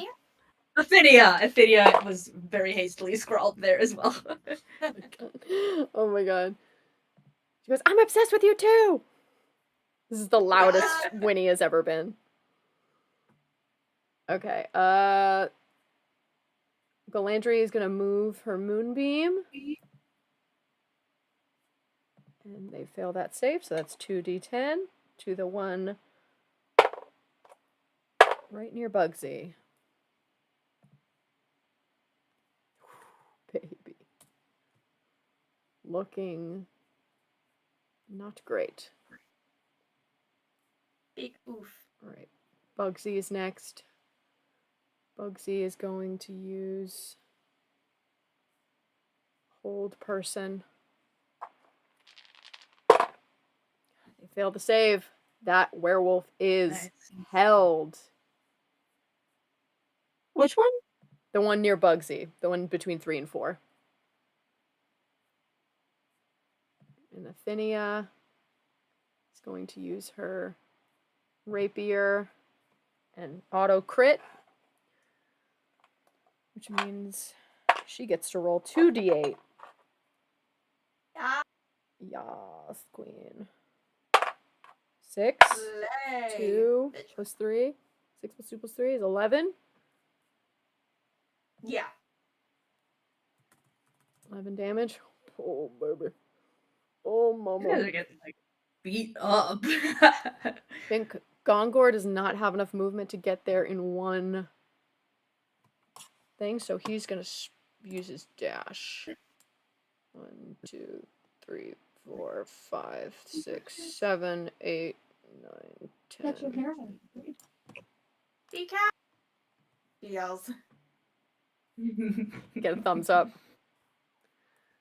Stop flirting in life or death situations! Fading, your turn. Okay, firstly, I'm just gonna, like, as a free action, just do that. Lexus. That means something much more positive in the village that I'm from. Oh, sure. It means and peace and love. Everyone affectionately calls you a snakehead as well. I've never heard of that word before. Trash talking. The one, I'm gonna shoot an Eldritch Blast at Evelyn. Beautiful. Oh, thanks for having my back, man. Anytime. Play. That's a 16. Yeah, 16 is gonna hit. That's a D10. That's a 4. Hey, 4 is 4's not nothing. Take a 4. Great. Okay, Nice. so 4 damage. All right, awesome. Okay, next is this one. They're gonna roll with disadvantage because they are threatened. Yeah, they miss both attacks. Oh no, wait, that one's held. Doesn't even get a turn. Fails the wisdom save. Lexus, that is your turn. Right. I'm gonna go after Evelyn again, and I roll with advantage because I have the high ground, Anakin. Right. It's over, Anakin. I have the high I have the high ground. You underestimate my power. Don't try it. Okay. Let me. First is a 19. It was a 7. So a 19 plus 6. I'm just gonna say that hits. Yeah, I'm gonna say that hits. Okay. D10. Oh, I'm really good on the D10. So that's a 10 plus 4, 14. Nice. Oh yeah. Evelyn is moments from passing out. My friend Akasha really likes you. Please don't hold this against them. No reaction. Just totally blank behind the eyes. I'm gonna take that as a yes. Okay, Akasha. Oh wait, no. Evelyn's gonna take. What's your AC? 10. Okay. Yeah. So they rolled with disadvantage. You are gonna take damage. 7 points of piercing damage. Let me see only what hit that is. Let me get on my calculator real quick. I can't do math. What is it? I'll do it for you. I already got it. 19. I'm 19 health now. Okay, great. Let me put that in real quick, y'all. Amazing. All right. Winnie is gonna shoot. Oh no, Akasha, it's your turn. Oh yeah, like that. A little slight probably is gonna end whatever feelings Akasha had. As I'm logged out of Dungeon Master's Vaults, guys can access my character sheet. Great. Okay. We're brutal. relogged in. Like mid me talking, it logged me out. I don't know why it did that. That's so annoying. It said no character for you. No character for you. No playing for you. No Okay. play. I do, just to kind of give a heads up with time. Yeah. Well, as soon as we're done with this, we'll close out. Yeah, sorry. No, you're totally good. You're totally good. I was watching it because it is like almost 7:30 for me. I just had to live somewhere where it's later than everyone. I Hey, mean, it's well, we would just keep going. I mean, that's the problem, you know. It would just go on forever. Never too much I D&D. mean, the ideal world. Can I slap this bitch with burning hands? Yeah. Go for it. Just Bro, smack, slay. slay. Yeah, I think I'll cast flaming hands and can I just smack? Yeah, what is the save on that? Is there a I don't. It's 3d6 fire damage on a fail save, or half as much on a successful one. Right, but what is the number that I have to roll for? What's the like it should say like I think it's like a con save. Oh, it's a dexterity saving throw. Dexterity save. So yeah, so what's the number next to dex?